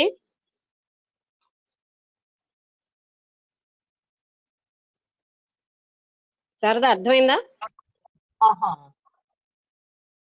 ఓకే, వసంతలత చదువు. సరే, ప్రశ్న మళ్ళీ చదువుతాను. గురుదేవ, లోకులు దిగంబరులను భిక్ష తీసుకొని వారిను జీవన్ముక్తులని తలంచున్నారు, ఇది నిజమా? అంటే సమాధానం అదే ప్రశ్న అందరికీ అర్థమైంది కదా. ఎవరైతే దిగంబరులు, ఎవరైతే సన్యాసులు అలాంటి భిక్ష తీసుకుంటూ ఉంటారో, భిక్షాటన చేసిన వాళ్ళే జ్ఞానులు అని అనుకుంటూ ఉంటారు, అది నిజమా? అంటే సమాధానం, సంసారమునందున్నవారు సకాములు, సకాముడగు వాడు నిజానిజములను తెలిసి కొనజాలడు. అది ఇంతేనా? అదే ఎక్స్ప్లెయిన్ చేస్తావా? అది సంసారమునందు ఇది చాలా పెద్ద పారాగ్రాఫ్, చూస్తాను మధ్యలో ఒకటి అన్నప్పుడు మనం ఎక్స్ప్లెయిన్ చేసేవచ్చు. సంసారమునందున్నవారు సకాములు, సకాముడగువాడు నిజానిజములను తెలిసి కొనజాలడు. ఇతడు జ్ఞాని అని, ఇతడు అజ్ఞాని అని, ఇది సత్యమని, ఇది అసత్యమని తెలుసుకొను వివేకం అతనికి ఉండదు. అందువలన దంభాచారులకు వీరు దిగంబరులై తిరుగుచూ అమాయకులకు శిష్యులకు ఉపదేశించుచుందురు. మరియు ఒకని వద్ద ధనమును తీసుకొని ఇంకొకనికి చుందురు. నిమిత్తము కొరకు మఠాదుల నేర్పరుతురు. అట్టి దంభాభిమానులెన్నటికి జీవన్ముక్తులు కాజాలరు. ఇంకా ఉందా? వారు కూడా శిష్యుల వలె సకాములే. వారు వారి కామనా పూరణము కొరకు ఆయా వేషములను వేయుచు శిష్యులను వంచుచున్నారు. అంతా ఒకటే కాన్సెప్ట్ కదా. అంతా ఒకటే. సకాములు. ఇంకా ఉందా? ఒక్క సెంటెన్స్ ఉంది, ఆ సెంటెన్స్ చదివిన తర్వాత మొత్తం ఎక్స్ప్లెయిన్ చేయాలి. ఎవని హృదయము విషయాశల నుండి విముక్తి పొందలేదో వాడు అవశ్యము నరకమును పొందగలడు. అతడు దిగంబరుడే అగుగాక పాషండుడే అగుగాక తప్పక అతడు నరకమును పొందును. అంటే ఇక్కడ ఏంటి అంటే గెటప్ ముఖ్యం కాదు. ఆయన దిగంబరుడైనా, ఆయన భిక్షాటన చేసిన వాడైనా సకాముడు, కోరికలతో ఉన్నవాడు. అజ్ఞానం ఉన్నదైన కోరికలతో ఉన్నవాడు గనక ఆ కోరికలు తీర్చుకుంటూ ఎవరైనా అంటే తాను ఒక కపటంగా జ్ఞానిలాగా యాక్ట్ చేస్తూ ఉంటారు. జ్ఞానాన్ని పొందకపోయినా అలాగే ఏవో కొన్ని వాక్యాలు ఏవో చెప్పేసి ఆ తర్వాత శిష్యుల నుంచి అన్ని తీసుకుని ఇంకా లేని వాళ్ళకంటూ ఇస్తే అది కూడా ఇచ్చిన వాళ్ళు ఇస్తున్నారు, లేని వాళ్ళు లేదు. అలాగ వాళ్ళు ఎప్పుడు కూడా వాళ్ళ యొక్క ఓ మఠాన్ని ఏర్పరచుకుని అక్కడ ఉన్నటువంటి వీళ్ళే జ్ఞానాన్ని పొందలేరు, మరి ఆ శిష్యులకి ఏం జ్ఞానం చెప్పగలరు? అందుకని వాళ్ళు గైడెన్స్ కూడా కరెక్ట్ గా ఇవ్వలేరు. దానికి ఫలితం వాళ్ళు అనుభవిస్తారు కదా. ఎప్పుడైతే ఇలాంటి దంభాహంకారంతో ఉంటారో, అంటే బయటకి షో వర్క్ తో ఉన్న వాళ్ళకి వాళ్ళ ఫలితాలు వాళ్ళకి ఎప్పుడు వస్తాయి?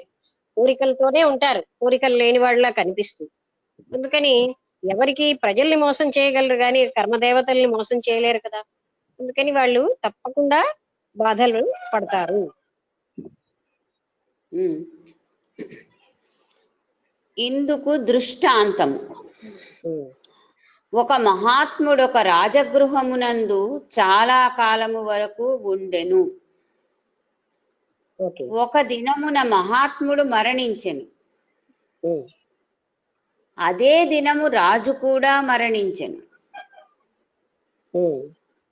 ఆ నగరమునకు వెలుపలనున్న అరణ్యములో ఒక తపస్వియుండెను. ఒక మనుష్యుడు అతని సమీపమున కూర్చొని ఉండగా ఆ యోగి దేనినో ఆలోచించి బిగ్గరగా నవ్వనారంభించెను. అప్పుడు ఆ దగ్గరనున్నవాడు, మహాత్మా, ఏ కారణము లేకుండగానే ఎందుకు నవ్వుచున్నారు అని అడిగాడు. అప్పుడు ఆ మహాత్ముడు ఇట్లు చెప్పెను, నేను కారణము లేకుండా నవ్వుటలేదు. మరేమనగా రాజు దగ్గర ఒక మహాత్ముడు ఉండెను కదా, ఆ ఇరువురును ఒకేసారి మరణించుట నీకు తెలిసినదే. వారిలో రాజు స్వర్గమునకు పోయెను, ఆ మహాత్ముడు నరకమునకు పోయెను. ఇక్కడ వరకు చెప్తాను. చెప్తారా? చాలా వాక్యాలు ఉన్నాయి, ఒక వాక్యం ఉందా? ఒక 3-4 వాక్యాలు ఉన్నాయి. చదివేసిదా కథ? చదివి. కారణము రాజు యొక్క మనస్సు నిరంతరము మహాత్ముని అందే ఉండెను. ఆ కారణము వల్ల అతడు స్వర్గమునకు పోయెను. మహాత్ముని మనస్సు నిరంతరము రాగభోగములయందుండుట వలన అతడు నరకమును పొందెను. కావున అతడు ఎంత దిగంబరుడైనను వాసనారహితుడు కానిచో అతడు ఎన్నటికి జీవన్ముక్తుడు కాజాలడు. ఒక రాజుగారు ఉండేవారు. ఆ రాజుగారి దగ్గర ఒక మహాత్ముడు ఉండేవాడు. అయితే ఇలా కొన్నాళ్ళు గడిచాక మహాత్ముడు ఒక రోజు చనిపోయాడు. అదే రోజు రాజు కూడా చనిపోయాడు. అదే రాజ్యంలో ఒక తపస్వి ఉంటే అతని దగ్గర ఒక అతను కూర్చున్నాడు. ఆ తపస్వి సడన్ గా నవ్వడం మొదలెట్టాడు ఏదో చూసినట్టుగా. ఇప్పుడు ఈ ఉన్న వ్యక్తి అడిగాడు, మీరు ఏమిటి లేకుండా ఎందుకు నవ్వుతున్నారు? ఏ కారణం లేకుండా. ఏ కారణం లేకుండా నేను నవ్వటం లేదు, అక్కడ మహాత్ముడు రాజు ఇద్దరూ ఒకే రోజు చనిపోయారు. ఆయన మహాత్ముడైనా సరే ఆయన నరకాన్ని పొందాడు, రాజు స్వర్గాన్ని పొందాడు అని. ఇక్కడ ఇంకొక సీక్రెట్ ఏంటంటేనండి, మనస్సు చేసేదే కర్మ, బాహ్యంగా చేసేది కాదు. అంటే సాధారణంగా బాహ్య కర్మ ముందు మనసులోనే మొదలవుతుంది. అందుకని అయితే అలా ఎందుకు అయింది అంటే, మహాత్ముడు ఎప్పుడూ కూడా మనస్సుతో భోగాల కోసం ఆశించాడు. ఈ భోగాలు నేను అనుభవిస్తే ఎంత బాగుందని. రాజు ఎప్పుడు మహాత్ముడిని చూస్తున్నాడు. అంటే ఉన్నతమైన ఆశలతో, అంటే ఇతను ఎంత మహాత్ముడు, నేను రాజభోగాల్లో మునిగిపోయినే, ఆయన కనుక అన్నిటికీ అతీతంగా ఉన్నాడని నిరంతరం మనస్సుని అతీతంగా, వీటితో సంబంధం లేకుండా, ఏ కోరిక లేకుండా ఉండడం అన్న దాని మీద ఆయన పెట్టాడు. ఈయన కోరికల్లో పెట్టాడు. అందుకని ఈయన నరకానికి వెళ్ళాడు, ఆయన స్వర్గానికి వెళ్ళాడు. ఇదే విధంగా ఒకరి మీద గౌరవం ఉన్నప్పుడు మనం చెడిపోదు. మనం గౌరవించే వ్యక్తి గొప్పవాడైనా లేకపోయినా మనం గౌరవించడం వల్ల మనం మీదకి వచ్చేస్తాం. మనం ఎవరినైనా ఆరాధించడం వల్ల ఏ వ్యక్తిలో ఉన్న గొప్ప విషయాలకు ఆరాధిస్తున్నాము ఆ విషయాలన్నీ మనకు వస్తాయి. అలాగే నిందించి నీచులను చూడడం వల్ల ఆ కర్మ మనకే వస్తుంది. ఇప్పుడు ఒక ఉదాహరణ ఏంటంటే, బ్రాహ్మణులు చాలా గొప్ప వాళ్ళని ఇతర జాతులు ఎంతో ఉన్నతంగా ఫీల్ అవుతూ వాళ్ళు ఉన్నతులైపోతున్నారు. మేము చాలా గొప్ప వాళ్ళమని అహంకారంతో ఇతర జాతుల్ని తక్కువగా చూస్తూ వీళ్ళు తక్కువ అయిపోతున్నారు. యద్భావం తద్భవతి. వాళ్ళు ఏమీ కాదని చూడటం వల్ల ఏం జరిగింది, నిరంతరం ఏదైతే నీచత్వాన్ని ఆలోచిస్తున్నారో వీళ్ళు నీచగతికి వెళ్ళిపోతున్నారు. వీళ్ళు ఎంతో మంచి వాళ్ళు, ఎంతో శుద్ధులు, ఎన్నో మంచి పనులు చేస్తున్నారు అని మంచితనాన్ని గొప్పతనాన్ని ఆలోచిస్తూ వాళ్ళు ఉన్నత స్థాయికి వచ్చేస్తున్నారు. ఇలాగా అంటే ఇది బ్రాహ్మణులు వాళ్ళకే కాదండి, ఎవరికైనా నిరంతరంగా లలితాదేవి గొప్పతనాన్ని నిరంతరంగా మనం భావిస్తూ ఆ గొప్ప లక్షణాలన్నీ మనం పొందుతున్నాం. అలాగా ఎప్పుడు నిరంతరంగా ఇంకోళ్ళు తప్పులు చూసిన వాళ్ళు డస్ట్బిన్ అయిపోతారు. అలా వాళ్ళ తప్పులు వీళ్ళ తప్పులు, ఈ చెత్త ఆ చెత్త డస్ట్బిన్ లో వేసుకున్నట్టు వాళ్ళు ఎప్పుడు తప్పులే ఆలోచిస్తూ ఉంటారు కనుక వాళ్ళకి నరక ప్రాప్తి వస్తుంది. ఇక్కడ మనం గ్రహించాల్సింది మనసుతో చేసేదే కర్మ. మనం ఏమనుకుంటాం, నేనేం అనలేదుగా, నేనేం చెయ్యలేదుగా అంటారు. ఆల్రెడీ మనసుతో చేసేసారు. సెన్సిటివ్ గా ఉన్న వ్యక్తి ఏమీ అనకపోయినా వాళ్ళ భావం యొక్క ఎఫెక్ట్, అంటే వాళ్ళ నుంచి వచ్చిన ఎనర్జీ ఎఫెక్టే వీళ్ళకి తెలిసిపోతుంది. అందుకని మనం రాంగ్ గా ఆలోచించినా అది కర్మే. పరమ గురువులు ఒక దగ్గర అదే చెప్తారు, మీ ఆలోచనే మీ కర్మ. అంటే ఈయన ఆలోచనల్లో నిరంతరం భోగభాగ్యాల కోసం ఆలోచించి ఆయన నరకానికి వెళ్ళాడు. రాజు ఎప్పుడు వైరాగ్యం కోసం, ఆ భోగరహితంగా ఉండడం కోసం ఆలోచించి ఆయన ఉన్నత స్థాయికి వెళ్ళిపోయాడు, స్వర్గానికి. ఇది చూసి తపస్వి నవ్వాడు. అంటే మనం ఇందులో నేర్చుకోవాల్సింది ఏంటి, నిరంతరం పాజిటివ్ పాయింట్స్ చూడడం, గొప్ప విషయాలు చూడడం మనకే లాభం. దానివల్ల మన మనసు ఉన్నత స్థాయికి వెళ్తూ ఉంటుంది. ఎప్పుడు నీచ లక్షణాలు చూసామనుకోండి మనమే నీచులం అయిపోతాం. ఓకే,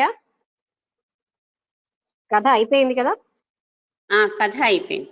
అది తర్వాత మరొక శ్లోకం, 14వ శ్లోకం.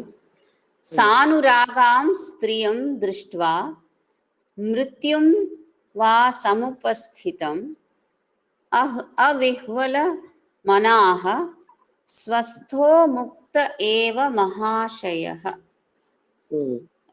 తాలూక మీనింగ్, తాత్పర్యం. అనురాగము అనగా ప్రీతితో కూడుకున్న స్త్రీని చూచినను ఎవని మనస్సు కామాతురము కాదో, మృత్యువును చూచినను ఎవని మనస్సు భయాందోళనను చెందదో, విశేషించి ఆత్మానమునందు నిమగ్నుడయుండునో అతడే జీవన్ముక్తుడు. ఆత్మానందమునందు. ఓకే, ఎవరైతే, అంటే సాధారణంగా మనుషులకి టెంప్టింగ్ ఏంటంటే ఆ స్త్రీ పురుష ఆకర్షణలు కనుక ఇప్పుడు దాని మీద ఇక్కడ ఫోకస్ చేశారు. తనకి ఎంతో ఇష్టమైనటువంటి స్త్రీని చూసినా ఎవరి మనసులో కామాతురత అనేది లేదో, మృత్యువుని చూసి ఎవరైతే భయపడకుండా ఆందోళన చెందకుండా ఉంటారో అతడే ముక్తుడు. అంటే ముక్తుడి లక్షణాలు ఏంటంటే అలాంటి కామవాంఛనలు ఉండవు, ఇలాంటి మృత్యు అన్న భయం ఉండదు. ఎందుకంటే ఆయనకి సంఘం వదిలేశాడు శరీరంతో. మృత్యు శరీరానికి నాకేం కాదు అని నిశ్చయంగా ఉంటాడు ఆయన. అటువంటి వాడే ముక్తుడైన వాడి లక్షణాలు ఇలా ఉంటాయి. ఆయన మృత్యు అంటే భయం ఉండదు. అలా ఎంత అందరూ ఎక్కడైతే టెంప్టేషన్ లో పడిపోతారో అలాంటి వాటిలో ఆయన ఎక్కడా టెంప్ట్ అవ్వదు. ఎందుకంటే ఆయన ఆత్మస్థితిలో ఉంటాడు. ఆయనకి ఇంద్రియ మానసిక స్థితులను దాటిపోయాడు. వాటిలో ఏమీ ఆయనకి రక్తి ఉండదు. ఎందుకంటే ఆయనకి నిశ్చయం అయిపోయింది ఆ వాటిలో ఉన్న దోషము, రెండోది అక్కడ ఏమీ లేదన్న సరి ఆయనకు తెలిసిపోయింది. అంటే మనం మనస్సుతో ఉన్న ఆనందమే అంటే మన మానసిక ఆనందమే మనం అనుభవిస్తున్నాం, కానీ అక్కడ ఏమీ లేదు అనే సంగతి జ్ఞానికి తెలిసిపోతుంది. మరి నెక్స్ట్ శ్లోకం, సుఖే దుఃఖే నరే నార్యాం సంపత్సు చ విపత్సు చ విశేషో నైవ ధీరస్య సర్వత్ర సమదర్శినః. ఎవని మనస్సు సుఖదుఖములయందు సమానముగా యుండును, అనగా శరీర సంబంధమగు సుఖము కలిగినప్పుడు సంతోషమును గాని శరీరమునకు కష్టము కలుగునప్పుడు శోకమును గాని పొందదో, ఎవనికి స్త్రీ పురుషాది భేదం ఉండదో, అనగా అందరికీ ఆత్మస్వరూపులుగా చూచుచున్నాడో, ఎవనికి సంపదలు కలుగునప్పుడు హర్షమును, విపత్తులు సంభవించినప్పుడు దుఃఖమును కలుగదో, అతడే జీవన్ముక్తుడు. అది మళ్ళీ మళ్ళీ చెప్తున్నారండి జీవన్ముక్తుడి లక్షణాలు. ఆయన దేనితోటి ఆనందించడు, దేనికిను దుఃఖించడు. హర్షశోకాలు అన్నవి ఏమీ లేకుండా, అంటే ప్రాపంచిక మనుషులకి ఎక్కడెక్కడ భోగాలు వచ్చినా ధనాలు వచ్చినా వాళ్ళు ఆనందపడుతూ ఉంటారు. ఆ జీవన్ముక్తుడికి వాటితో ఏమీ సంబంధం లేదు. అదే విధంగా భోగ వస్తువులు ఉన్నా లేకపోయినా వాటితో ఆయనకి ఏ సంబంధము ఉండదు. అతను ఎప్పుడు కూడా ఆత్మసుఖంలోనే నిరంతరాయంగా ఉంటూ ఈ పై చెప్పిన ద్వంద్వాలకి వేటికి ఆయన చలించకుండా ఉంటాడు. అలాంటి వాడినే జీవన్ముక్తుడు అని మనం అంటున్నాం.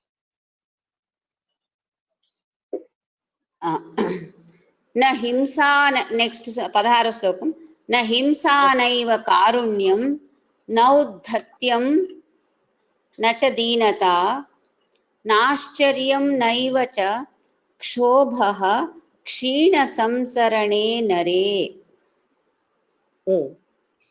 మీనింగు, సంపూర్ణముగా ప్రకృతి నశించిపోయిన జీవన్ముక్తుడు ఒక ప్రాణిని హింసించడు, ఒకదానిపై దయ చూపడు, ఒకనిపై దౌర్జన్యమును చూపడు, శరీర సుఖమునకై ఒకరి దగ్గర దీనత్వమును ప్రకటించడు, ఒకప్పుడు ఆశ్చర్యమును ప్రకటించడు, ఒకప్పుడు కలవరపడడు, స్వస్వరూపమగు ఆత్మానందములు నిత్యము నిమగ్నుడై ఉండును.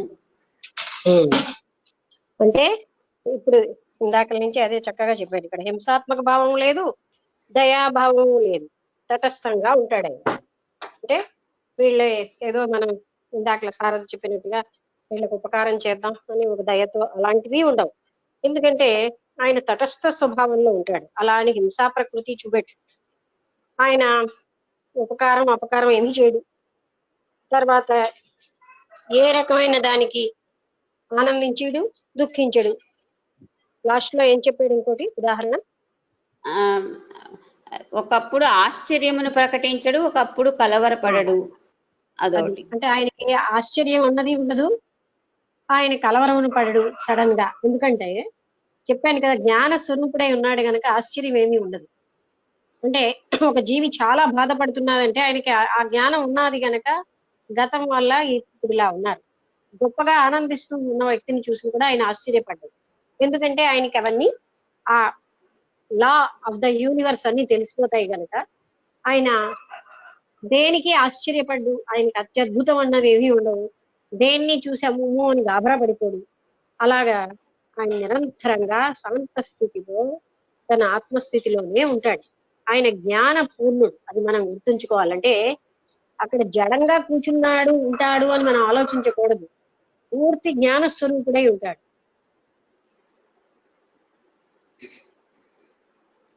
నెక్స్ట్ శ్లోకం 17. నముక్తో విషయద్వేష్ట నవా విషయలోలుపః అసంసక్తమనాః నిత్యం ప్రాప్తముపాశ్నుతే. ఎవడు విషయములను ద్వేషింపడో మరియు వాటి యందు లోలుపత్వమును కూడా చూపడో, ఎవని మనస్సు నిరంతరము అనాసక్తమై దేనిని ఆశింపదో, ప్రారబ్ధవశమున ప్రాప్తమగు దానిని అనుభవించుచు అప్రాప్తమగు దానిని కోరడో అతడే జీవన్ముక్తుడని చెప్పబడుచున్నాడు. అంటే ఇక్కడ మళ్ళీ మరికొన్ని లక్షణాలు, అంటే ఇవన్నీ మనకి తెలుసున్నవే మరొకసారి కన్ఫర్మేషన్ గా ఇస్తున్నారు. అంటే జనకుడికి అష్టావక్రుడు చెప్తున్నాడు అనమాట. ఎవని మనస్సు నిరంతరంగా అంటే ప్రాప్తించని వస్తువుల కోసం కోరడం గాని, ప్రాప్తించిన వస్తువులతో సుఖం పొందడం గాని, అంటే నిత్య తృప్తుడై ఉంటాడు ఆయన. అతనికి ఈ సామాన్యమైన అజ్ఞానజనితమైనవన్నీ ఉండవు. మొట్టమొదటి ఏం చెప్పారు వసుంధలత అక్కడ? ఫస్ట్ ఎవడు విషయములను ద్వేషింపడో మరియు వాటి యందు లోలుపత్వము చూపడు, అది తర్వాత ఎవరి ప్రారబ్ధవశమున, అది బాగున్నది, ప్రారబ్ధవశమున ప్రాప్తమగుదాన్ని అనుభవి. వసుంధలత నువ్వు జస్ట్ నాకు ఒక్క ముక్క చెప్తే జ్ఞాపకం వచ్చేసింది, అర్థమైందా? మళ్ళీ ఇదంతా చదివితే మళ్ళీ మళ్ళీ ఏంటండి మళ్ళీ వస్తుంది. అంటే ఆయన విషయ సుఖాల్లో ఆయనకి రక్తి లేదు, ఆసక్తి లేదు. ఆ విషయ సుఖాల మీద ఆయనకేమని ద్వేషించడు. అవి తన ప్రారంభాన్ని బట్టి ఇవన్నీ వస్తున్నాయి అని తెలుసుకుని దాంతో ఏమి హర్షశోకాలు లేకుండా వాటిని అన్నిటినీ అనుభవిస్తూ ఉంటాడు. ఆయన ఏది నాకు పొందాలి అన్న తపన లేదు, పొందిన వాటిని ఆనందించి భోగిస్తున్నానన్న భావన లేకుండా ఆయన నిరంతర తృప్తుడై జీవిస్తూ ఉంటాడు. నెక్స్ట్ శ్లోకం. సమాధాన హితాహిత వికల్పనాః శూన్యచిత్తో న జానాతి కైవల్యమివ సంస్థితః. ఎవడు ఇది మంచిదని గాని, ఇది చెడ్డదని గాని, ఇది యోగ్యమని గాని, ఇది అయోగ్యమని గాని, ఇది హితమని గాని, ఇది అహితమని గాని ఈ మొదలగు సంకల్పములను చేయడో, ఎవరు ప్రపంచ విషయ వాసనలను సంకల్పములను హృదయమునందుంచడో నిర్మలుడైయుండునో విదేహ కైవల్యమును పొందినో అతడే జీవన్ముక్తుడు. చాలా ఉన్నాయి. అంటే అతను జీవన్ముక్తుడు అంటే ఏంటి? ఇవి నాకు యోగ్యం, ఇవి నాకు హితం, ఇది హితం కాదు, ఇది యోగ్యం నాకు కాదు, ఇది యోగ్యం కావు, ఇలాంటి ద్వంద్వాలేవి లేకుండా ఉంటాడు. అంటే మిగతా వాళ్ళకి ఏమేమి ఉంటాయో, ఇది నేను పొందాలి, ఇది నేను అనుభవించాలి, ఇది నాకు ఇష్టం, ఇది నాకు అయిష్టం, ఇలాంటి ఏ భావాలు, ఇవన్నీ అజ్ఞానజనితమైన భావాలు. అందువల్ల అవన్నీ లేకుండా ఆయన నిరంతరంగా ఆత్మస్థితిలో ఉంటాడు. అంటే ఒక రకమైన శాంత స్థితిలో ఉంటాడు, దేనికి చలించకుండా. అంటే తను ఎలాగ సంకల్ప వికల్పాలు ఏమి లేకుండా నిరంతరంగా, అంటే మనస్సులో కూడా శాంతంగా ఉంటాడు అన్నమాట. నెక్స్ట్ శ్లోకం. నిర్మమో నిరహంకారో న కించిదితి నిశ్చితః అంతర్గళిత సర్వాశః కుర్వన్నపి న లిప్యతే.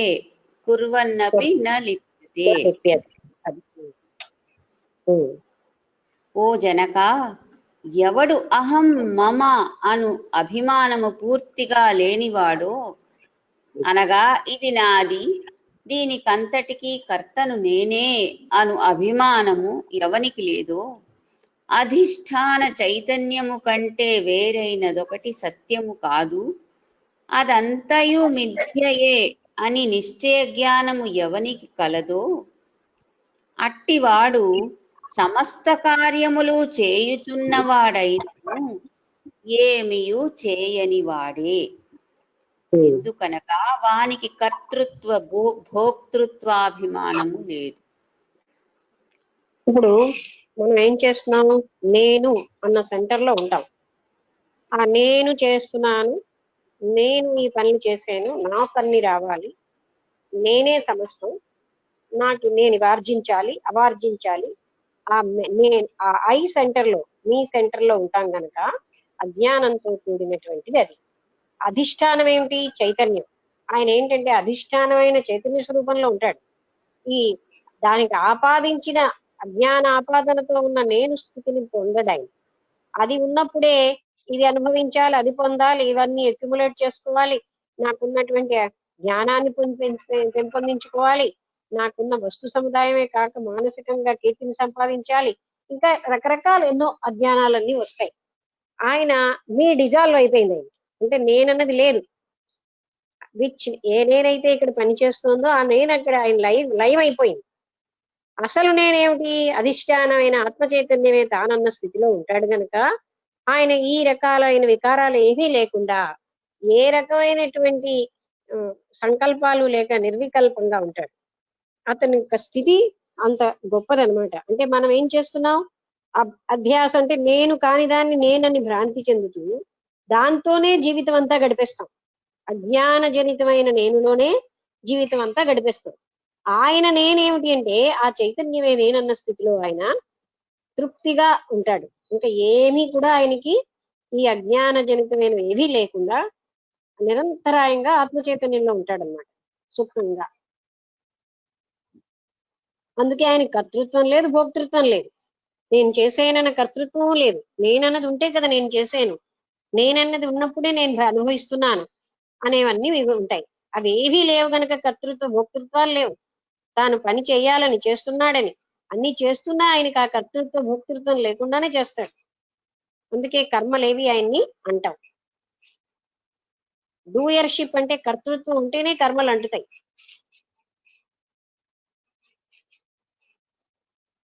అంటే ఎవరికి ఏదైనా ఈ సమాజ సేవ కార్యక్రమాలు చేస్తున్నా సరే తను దాని క్రెడిట్ ఏమి తీసుకోడు, అది ఆలోచించాడు వాటి గురించి. అదే కదా సమాజ సేవే కాదు, ఏ కార్యక్రమం చేస్తున్నా ఆయనకి ఏది అక్కర్లేదు.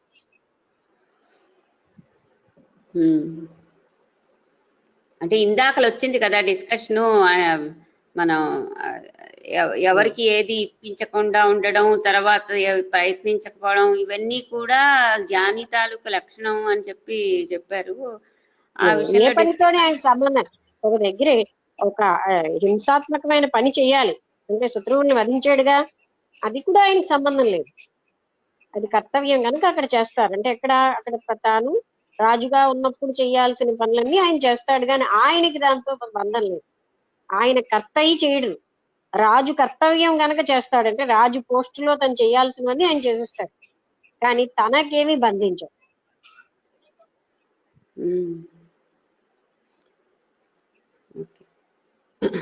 నెక్స్ట్ శ్లోకం చదివిదా? 20వ శ్లోకం, లాస్ట్ శ్లోకం ఇది ఈ ప్రకరణానికి. 20వ శ్లోకం. మనః ప్రకాశ సమ్మోహ స్వప్న జాడ్య వివర్జితః దశాం కామపి సంప్రాప్తో భవేద్గళిత మానసః. ఓ శిష్య, గళితమైపోయిన అనగా వృత్తి కలిగి సంకల్ప వికల్పములు వసంతలత 2-3 మొక్కలు కనబడకుండా అయిపోయి గణితమైన అని తర్వాత నుంచి గళితమైపోయిన అనగా నశించిన అంతఃకరణ వృత్తి కలిగి సంకల్ప వికల్పములు ఎవనికి స్ఫురించుట లేదో, ఎవనికి స్త్రీ పుత్రాది సమస్త విషయములందును మోహము దూరమైపోయినదో ఎవడు అంతఃకరణమును నిరంతరమాత్మానందమునందే నియోగించునో ఎవడు జడరహితుడో ఎవడు నిరంతరమాత్మానందమునందే రమించుచున్నాడో వాడే జీవన్ముక్తుడని చెప్పవచ్చు. అంటే ఇప్పుడు మనకి మరొక్కసారి గుర్తు చేస్తున్నారు అనమాట జీవన్ముక్తుడి లక్షణాన్ని. అంటే ఆయన నిరంతరంగా అంతఃకరణంలోనే రమిస్తున్నాడు. తర్వాత మళ్ళీ ఒక్కొక్క ముక్క కొంచెం గుర్తు చేయండి. నశించిన అంతఃకరణ వృత్తి కలిగి అది అంటే ఆయనకి ఏంటంటే మనస్సు శుద్ధమైపోయింది. అంటే ఎప్పుడైతే శుద్ధ మనస్సు అయిపోయిందో ఇగో ఈ మనస్సు యొక్క అంతఃకరణ వృత్తులన్నీ ఆయనకి నశించిపోతాయి. ఇది కావాలి, ఇది వద్దు, ఇది బాగుంది, ఇది బాగులేదు, ఇలాంటివన్నీ ఆయనకి వీళ్ళు నా వాళ్ళు, వీళ్ళు పరాయి వాళ్ళు, ఇవన్నీ కూడా ఆయనకి పూర్తిగా తొలగిపోతాయి.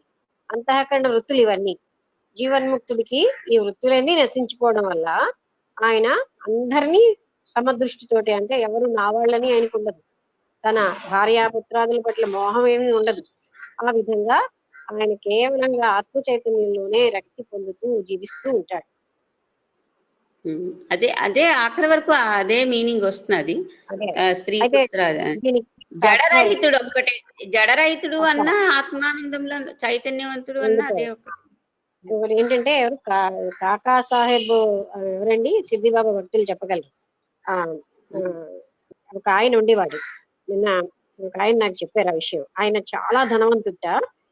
అయితే ఎవరో చెప్తారనమాట, చూడు నువ్వు అతనికి కాలు ఏదో విరిగిపోతే అది అయ్యో ఇంత ధనవంతుడు అని ఏమైంది అని అతని మిత్రుడు అడిగితే ఫలానా అని చెప్తే, అయితే పద సిద్ధి బాబా అని ఉన్నారని అంటే ఆయన అంటాట, నా కాలు బాగు చేయడానికి చేసుకోవడానికి నేను అంత మహాత్ముడి దగ్గరికి రాక్కర్లేదు, నేను సంసార దుఃఖాన్ని నేను పోగొట్టుకోవడానికి జ్ఞానప్రాప్తికి ఆ మహాత్ముడి దగ్గరికి వస్తానంటాడు. షిరిడి బాబా గారు సర్వాంతర్యామి కనుక ఈయన స్థితి తెలుస్తుంది. ఆయన వస్తాడు అని అతను వెయిట్ చేస్తున్నారు. లేదు మొత్తం మీద ఆయన వెళ్తే అతను చూస్తాడనమాట. ఇతన్ని చూసి చాలా నీకోసమే నేను వెయిట్ చేస్తున్నాను, ఎప్పుడు వస్తావా అని అంటాడు. ఎందుకంటే అంతలాంటి స్థితిలో ఉండి కూడా నా కాలు బాగు చేసుకోవడానికి ఒక మహాత్ముడి దగ్గరికి వెళ్తానా అంత స్వల్ప కోరికతో, ఇది ప్రారంభవశంలో జరుగుతూనే ఉంటుంది, ఒక జ్ఞాన ప్రాప్తికి నేను వెళ్తానంటాడు. అప్పుడు బాబా గారు అతన్ని ఒక దగ్గర ఒక భవనంలో ఉండిపోమని, అక్కడి నుంచి కిందకి తెక్కకుండా అక్కడే ఉండిపోమని చెప్తారు. బాబా గారు కూడా చూడడానికి వెళ్ళడం, చూడడానికి రావద్దని ఇస్తారు. అలాగా ఈ లోపల అతను మహా గొప్ప స్థితిలో ఉన్న వ్యక్తి. వాళ్ళ అన్ని వ్యవహారాలన్నీ ఆగిపోతాయి. భార్య మిగతా వాళ్ళందరూ వస్తే వాళ్ళని కూడా ఏం పర్వాలేదమ్మా, అన్ని నేను చూసుకుంటాను, నేను ఉంచేస్తాను. ఒక కూతురు ఉంటుంది, ఆ కూతురికి ఒంట్లో బాగుండదు, చివరికి చనిపోతుంది. అంటే బాబా గారిని అడిగితే అమ్మ ఆమె లైఫ్ అయిపోయింది, ఇంకా చనిపోతుంది అని చెప్తారు. అంత ధనవంతులు కూడా ఆ చనిపోయినా కూడా, ధనవంతుడే కాదు ఆయన ఇంకా ఎందుకు అధికారి, అవన్నీ ఆ కూతురు చనిపోయిందని తెలిసిన ఆ పైనే ఉండిపోతాడు. అక్కడ అంటే బాబా గారు అక్కడే ఉండు అని చెప్పి ఆయనని అంటే ఏమీ పర్వాలేదని ఆ విధంగా మొదటే చెప్పేయడంతో అలాగే అతను ఉంటాడు. అంటే అక్కడ ఏ వికారాలు లేకుండా ఉన్న స్థితి అతనికి వచ్చేసింది అనమాట. అది ఇక్కడ పాయింట్ ఏంటంటే మహాత్ములు చూపించే ఆ విషయం ఎలా ఉంటుంది, ఏమిటి ఇంత కరెక్ట్గా ఉన్నారని. కానీ అక్కడ ఏంటి అంటే ఆయనకి ఉన్నతమైనటువంటి సాధన జరుగుతుంది. ఆయనని అప్పటికే ఆయన చాలా స్థితికి వచ్చాడు కనుక కాలు బాగు చేసుకోవడానికి మహాత్ముడి దగ్గరికి వెళ్ళాలన్నాడు అంటేనే అది చూసి ఆయన ఎంత ఆనందించాడో. ఎందుకంటే మహాత్ములు ఎప్పుడు జ్ఞాన ప్రాప్తికి ఎవరైనా వస్తారా అని ఎదురు చూస్తూ ఉంటారు. కాలు చెయ్యి బాగు చేసుకోవడం, పిల్లడికి సీట్ రావడం, పిల్లకి పెళ్లి అయిపోవడం, ఇవి కాదు వాళ్ళు కోరేది. అలాంటి కోరికలు చూసి వాళ్ళు విసుగెత్తిపోతూ ఉంటారు. ఎవరు జ్ఞాన ప్రాప్తికి వస్తారా అని వాళ్ళు వెయిట్ చేస్తూ ఉంటారు. అందుకే ఈయన వెళ్ళగానే ఆయన పొంగిపోయేట. అంటే ఇటువంటి వ్యక్తి ఈయన డైలాగులు ఎక్కడ మాట్లాడినా ఆయన అక్కడ విన్నాడు అనమాట. అబ్బా అలాంటి వ్యక్తి వస్తే ఎంత బాగుంటుందని వాళ్ళు సంకల్పించగానే వాళ్ళు అక్కడికి వస్తారు.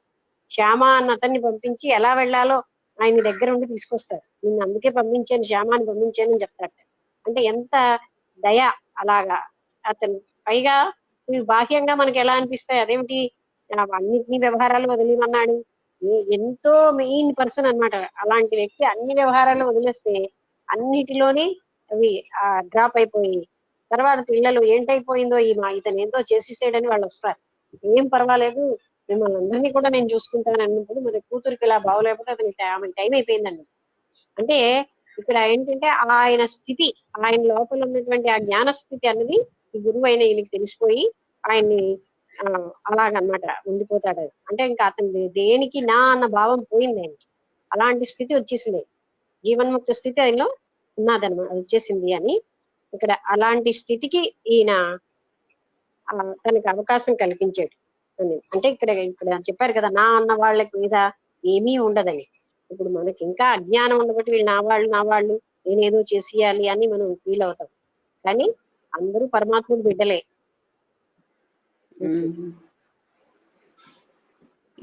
ఈ ప్రకరణం ఇక్కడ అయిపోయింది. 17 అయిపోయింది, 18 మొదలవుతుంది.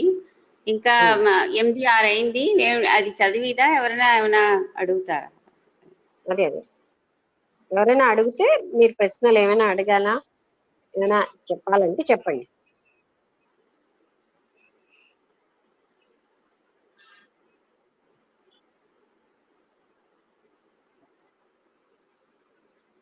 అంటే ఇందులో కాంప్లికేటెడ్ టాపిక్ లేదు, ఎందుకంటే జీవన్ముక్తి లక్షణాలు రిపీటెడ్ గా మనం విన్నాం, ఇంతకు ముందు కూడా విన్నాం. అంటే అందులో ఏమైనా పెద్ద ఇది ముందు త్రిపుర రహస్యం టైంలోనే క్లియర్ అయిపోయింది. దాని మీద అక్కడ యోగ వాసిష్టం, ఇక్కడ అష్టావక్ర గీతలో కూడా వాటికి మరికొంచెం ధృవీకరణ వస్తుంది ఇది అని. అందువల్ల డౌట్స్ ఉండకపోవచ్చు. మరొక శ్లోకానికి వెళ్దామా? చదవగలవా? సారథకి ఇస్తావా? చదవగలను. 10 ఇంకా ఎక్కువ ఏం టైం లేదు కదా. 8, 7 అయింది అంటే 10 నిమిషాలు. ఓం అష్టావక్ర గీత 18వ ప్రకరణము శాంతి శతకం. ఈ ప్రకరణమునందు శాంతి యొక్క ప్రధానతను చూపతలంచిన వాడై ప్రథమమున శాంతరూప పరమాత్మకు నమస్కారము చేయుచున్నాడు. యస్య బోధోదయే తావత్స్వప్న వద్భవతి భ్రమః తస్మై సుఖైకరూపాయ నమః శాంతాయ తేజసే. ఏ ఆత్మ శాంతరూపమైనదో, దేనియందు సంకల్ప వికల్పములు ఉత్పన్నము కావో, దేని యొక్క స్వరూప జ్ఞానము కలుగగానే జగద్భ్రాంతి స్వప్నము వలె మిథ్య అని తోచునో, అట్టి ఆనందైక రూప పరమాత్మకు నమస్కారము చేయుచున్నాను. అంటే ఏ వ్యక్తికి జ్ఞానం కలుగుతుందో ఆ ఆత్మస్థితి చెప్తున్నాడు. ఏ ఆత్మకి తాను అలాంటి స్థితిలో ఉన్న వాళ్ళకి సంకల్ప వికల్పాలు అనేవి ఏమీ ఉండవు. తర్వాత ఆయన నిరంతరంగా కూడా ఆ జ్ఞాన స్థితిలోనే ఉంటాడు. ఇంకా తర్వాత ఏంటి? జగద్భ్రాంతి స్వప్నం వలేమి. అది అంటే అతనికి జ్ఞానం వచ్చేసింది కనుక భ్రాంతి మాత్రం కూడా, మామూలుగా అజ్ఞానులకే ఈ భ్రాంతి అన్నది ఉంటుంది. జగత్తు భ్రాంతి అంటే జగత్తు నిత్యము సత్యం అని ఆ భ్రాంతి ఆయనకి స్వప్నంలాగా వదిలేసాడు. స్వప్నం ఎలాగా మనం తెలివచ్చి కానీ స్వప్నమా అని వదిలేస్తున్నాము, అలాగా ఆయనకి తెలిసిపోయింది కనుక ఆ భ్రాంతి రహితుడు అయిపోయాడు. అందుకని ఆయన నిరంతరం శాంత చిత్తుడై సుఖంలో ఉంటాడు. అతనే జీవన్ముక్తుడు. తర్వాత అంటే అవతారికని చెప్పారు కదా, అది ఉన్నది ఏమిటి? అయితే ధనవంతుడు కూడా ప్రపంచములో సుఖస్వరూపుడుగా కనిపించుచున్నాడు. మరి ధనవంతునకును జ్ఞానికిని గల భేదమేమి అను శంకకు సమాధానము చెప్పుచున్నాడు. అంటే క్వశ్చన్ భ్రాంతి మాత్రమే, ఎందుకంటే ధనవంతుడికి జ్ఞానికి సహస్రాంతాలు తేడా. అది ఇంకొక శ్లోకం ఉంది. ఆర్జయిత్వా ఖిలానర్థాన్ భోగానాప్నోతి పుష్కలాన్ నహి సర్వ పరిత్యాగ మంతరేణ సుఖీ భవేత్ అని శ్లోకము. ఆర్జయిత అని అంటే కదా, ఆర్జయిత్వా ఖిలానర్థాన్. అలాగా అది కలపాలి అఖిలాని అని. ఉమ్, ఆ లోకమున ధనవంతులు కూడా సుఖమును అనుభవించుచున్నారు, ఉమ్, కానీ అవి తుచ్చములు. ఉమ్. త్యాగము లేనిదే ఎవరికిని నిజమైన సుఖము సంభవింపదు. చూసారా, సుఖించాలంటే త్యాగం ఉండాలి. తేన తెత్తేన రంజిత అని ఉపనిషత్ వాక్యం ఉంది. అంటే వాళ్ళు ఆ విధంగా త్యాగంతో ఆనందపడుతూ ఉంటారట మహాత్ములు. తేన త్యక్తేన అంటే నిజమైన ఆనందం త్యాగంలో ఉంది. అందుకని ధనవంతుల యొక్క ఆనందం తుచ్చం, వాళ్ళకి త్యాగం లేదు అక్కడ. వాళ్ళ ఇంకా ఉన్నది చదువు. అదే అంతే ఉంది, దాని ఆ శ్లోకం తాలూకు మీనింగ్ అంతే ఉంది. అంతేనా? అయితే మనకి తెలుస్తుంది కదా, ధనవంతుల సుఖానికి వాళ్ళ ఆత్మతోటి అనుసంధానం కలిగిన వ్యక్తికి ఉన్న సుఖం వేరే ఎంతో తేడా ఉంది. ధనవంతులకి కోరికలన్నీ ఉంటాయి, జగత్తు మిథ్యా అన్న భావం, ఆ జగత్తు సత్యమన్న భావం ఉంటుంది. ఇంద్రియ సుఖాల పట్ల తపనలు ఉంటాయి, ఐహికమైన అంటే వాంఛలు, ఇంకా ఇంకా మనస్సుతో ఉన్నటువంటి కీర్తికాంక్షలు ఇవన్నీ ఉంటాయి. అదే జ్ఞానికి వాటితో ఏమీ లేదు. ఆయనకి ధనం ఉన్నా సరే త్యాగం లేదు, ఎందుకని సుఖమే లేదు ఆయనకి. ఎక్కడ ధనం పోతుందో అన్న భావన. అదే జ్ఞానికి అయితే నిరంతర ఆత్మస్థితిలో సుఖంగా ఉంటాడు. ఆ సుఖానికి సుఖానికి చాలా తేడా ఉంది, భూమికి ఆకాశానికి ఉన్నంత తేడా ఉంటుంది. ఓ జనక, ధనికులు భార్య బిడ్డలు ధనము మొదలగు సంపదలను సమకూర్చుకొని భోగించుచున్నారు, కాని అవి నాశనమైనచో మిక్కిలి దుఃఖించుచున్నారు. చూడుము అని ఒక శ్లోకం ఉంది. పృథివీ అంటే భార్యా బిడ్డలకి ఉండి ధనాన్ని సంపాదించి ఆ భోగాలు బాగా ఎక్కువ భోగాలు అనుభవించాలని ధనాన్ని వాళ్ళు వాడుకుంటున్నారు. కానీ జ్ఞానికి అలాంటిది లేదు. దానివల్ల వాళ్ళందరూ పోయారు అనుకో, అంటే ఆ ధనము భార్యా బిడ్డలు ఏ కారణం వల్ల దూరం అయితే ఆయన బాగా దుఃఖిస్తూ ఉంటాడు. జ్ఞానికి అలాంటి హర్షశోకాలు లేనే లేవు, ఎవరి మీద బంధమోహాలు లేవు. శ్లోకం ఉంది.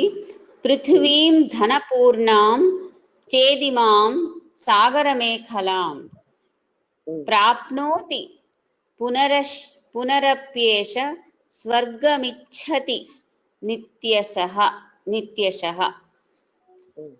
మీనింగ్, పూర్ణముగా ధనముతో నింపబడి చతుస్సముద్రముద్రితమగు ఈ భూమి అంతయు ఒకనికి చేకూరినను మరలవాడు స్వర్గము నాకు లభించిన బాగుండునని నిత్యము కోరుచుండును. అంటే ఒక కోరిక తీరిందంటే ఒక కోరిక అలా వస్తూనే ఉంటుంది. అంటే ఆయన భూమండలం అంతా ఇంత వైభవంగా ఉన్న భూమండలం అంతా వచ్చేసినా తృప్తి పడ్డు. స్వర్గం ఇంకా వస్తే బాగుందని కోరుతూ ఉంటాడు, ఇంకో హయ్యర్ కోరిక కోరుతూనే ఉంటాడు. అక్కడ తృప్తి అన్నది ఉండదు. ప్రపంచమునందు ధనవంతులు తరచుగా రోగులుగా కనబడుచున్నారు. అదొకటి, చాలా మంది ధనవంతులందరూ రోగులుగానే ఉంటున్నారు. కొందరికి అజీర్తి రోగము, మరి కొందరికి మధుమేహము మొదలగు రోగములు కనబడుచున్నవి. అది అంటే కొంతమందికి ఏదో గ్యాస్ట్రిక్ ట్రబుల్ అంటారు, అన్నం అరగదు. కొంతమంది ఏమో మధుమేహం, షుగర్, ఇంకొకరికి బీపీ, ఇలాగ ఎన్నో, ఇంకొకటి రెండు, వాళ్ళు రెండే చెప్పారు, మన వాళ్ళు ఎన్నో ఉన్నాయి. వీటన్నిటితో బాధపడుతున్నారు. ధనవంతులకు పరస్పర స్పర్ధ ఎక్కువగా ఉంటున్నది. అదే, మరొక ధనవంతుడిని చూడగానే వీళ్ళకి స్పర్ధ ఎక్కువ, అంటే కాంపిటీషన్. వాడంత సంపాదించాడు, నేను ఇంకా సంపాదించాను, ఇలాంటిది ఎక్కువగా ఉంటుంది ధనవంతులు. మరియు వారికి రాజుల వలన చోరుల వలన నిత్యము భయము కలుగుచున్నది. అది వాళ్ళకి రాజుల వల్ల భయమే, చోరుల వల్ల భయమే. అంటే దొంగలు వచ్చి ఎక్కడ దొంగతనం చేసేస్తారు, రాజులు వచ్చి వాళ్ళు ఏమిటేమిటి తీసుకెళ్తారు అనేవి, అంటే ఇదిగో ఇది ఇచ్చి అని, అలా ఇచ్చి అని, అలా వాళ్ళ వల్ల కూడా భయం. ఈ కాలంలో ట్యాక్సులు అవి కూడా, ఇన్కమ్ ట్యాక్స్ అదే అదే అప్పుడు ఉన్నాయి, శిస్తు చెల్లించాలి కదా. చూడండి ఒక శ్లోకం ఉంది, నచోరహార్యం నచ రాజహార్యం న భ్రాతృభాజ్యం నచ భారకారి జయే కృతే వర్ధత ఏవ నిత్యం విద్యాధనం సర్వధన ప్రధానం. అంటే చోరుల చేత హరించబడదు, రాజుల చేత తీసుకోబడదు, బ్రదర్స్ భ్రాతృభాగ్యం అంటే సోదరుల చేత అంటే అంటే ముక్క ముక్కలుగా చెయ్యబడదు, అంటే నాకు విభజించబడదు, నాకు ఈ ముక్క ఇచ్చి నాకు ఆ ముక్క ఇచ్చి అని. నచ భారకారి, ఎంతున్నా అది బరువుగా ఉండదు. జయే కృతే, దీనికి ఇంకో స్పెషాలిటీ ఏంటి, ఖర్చు చేస్తున్న కొద్దీ పెరుగుతుంది. విద్యాధనం సర్వధన ప్రధానం, విద్య అనే ఈ ధనము అన్ని ధనముల కంటే ప్రధానమైనది. విద్య అంటే ఏమిటి, ఇక్కడ ఇల్లు 4 ముక్కలు తెలుసుకోవడం అది కాదు, అసలైనటువంటి విద్య అది అన్ని ధనముల కంటే గొప్ప ధనం. ఇంత మంచి లక్షణాలు కదా. ఇది మామూలు ధనం అయితే చోరుల చేత హరించబడుతుంది, రాజుల చేత అంటే భయం. నచరా అంటే నచోరహార్యం నచ రాజహార్యం నా భ్రాతృభాజ్యం అంటే రాజులు ఏమి చేయలేరు, మీ దగ్గర ధనం ఉంది మాకు ఇచ్చేయి అని అనడానికి లేదు, అలాంటి ధనం ఇది. అంటే ఎంత ఖర్చు పెడుతున్నా పెరుగుతుంది, అది ఖర్చు పెడితే తగ్గిపోతుంది. అటువంటి విద్యాధనం అన్ని ధనాల కంటే గొప్పది అని ఆ శ్లోకం చెప్తుంది. ఓకే, సమయం అయిపోయిందా? లక్ష్మి, అదే చెప్దామని. ఇది చాలా కొంచెం పెద్దగా ఉంది పారాగ్రాఫ్లన్నీ. 8:17 అయింది. చదువు ఆపేద్దామా అయిపోయాను. అందరికీ నమస్కారం. నమస్కారం. నమస్కారం అండి. నమస్తే.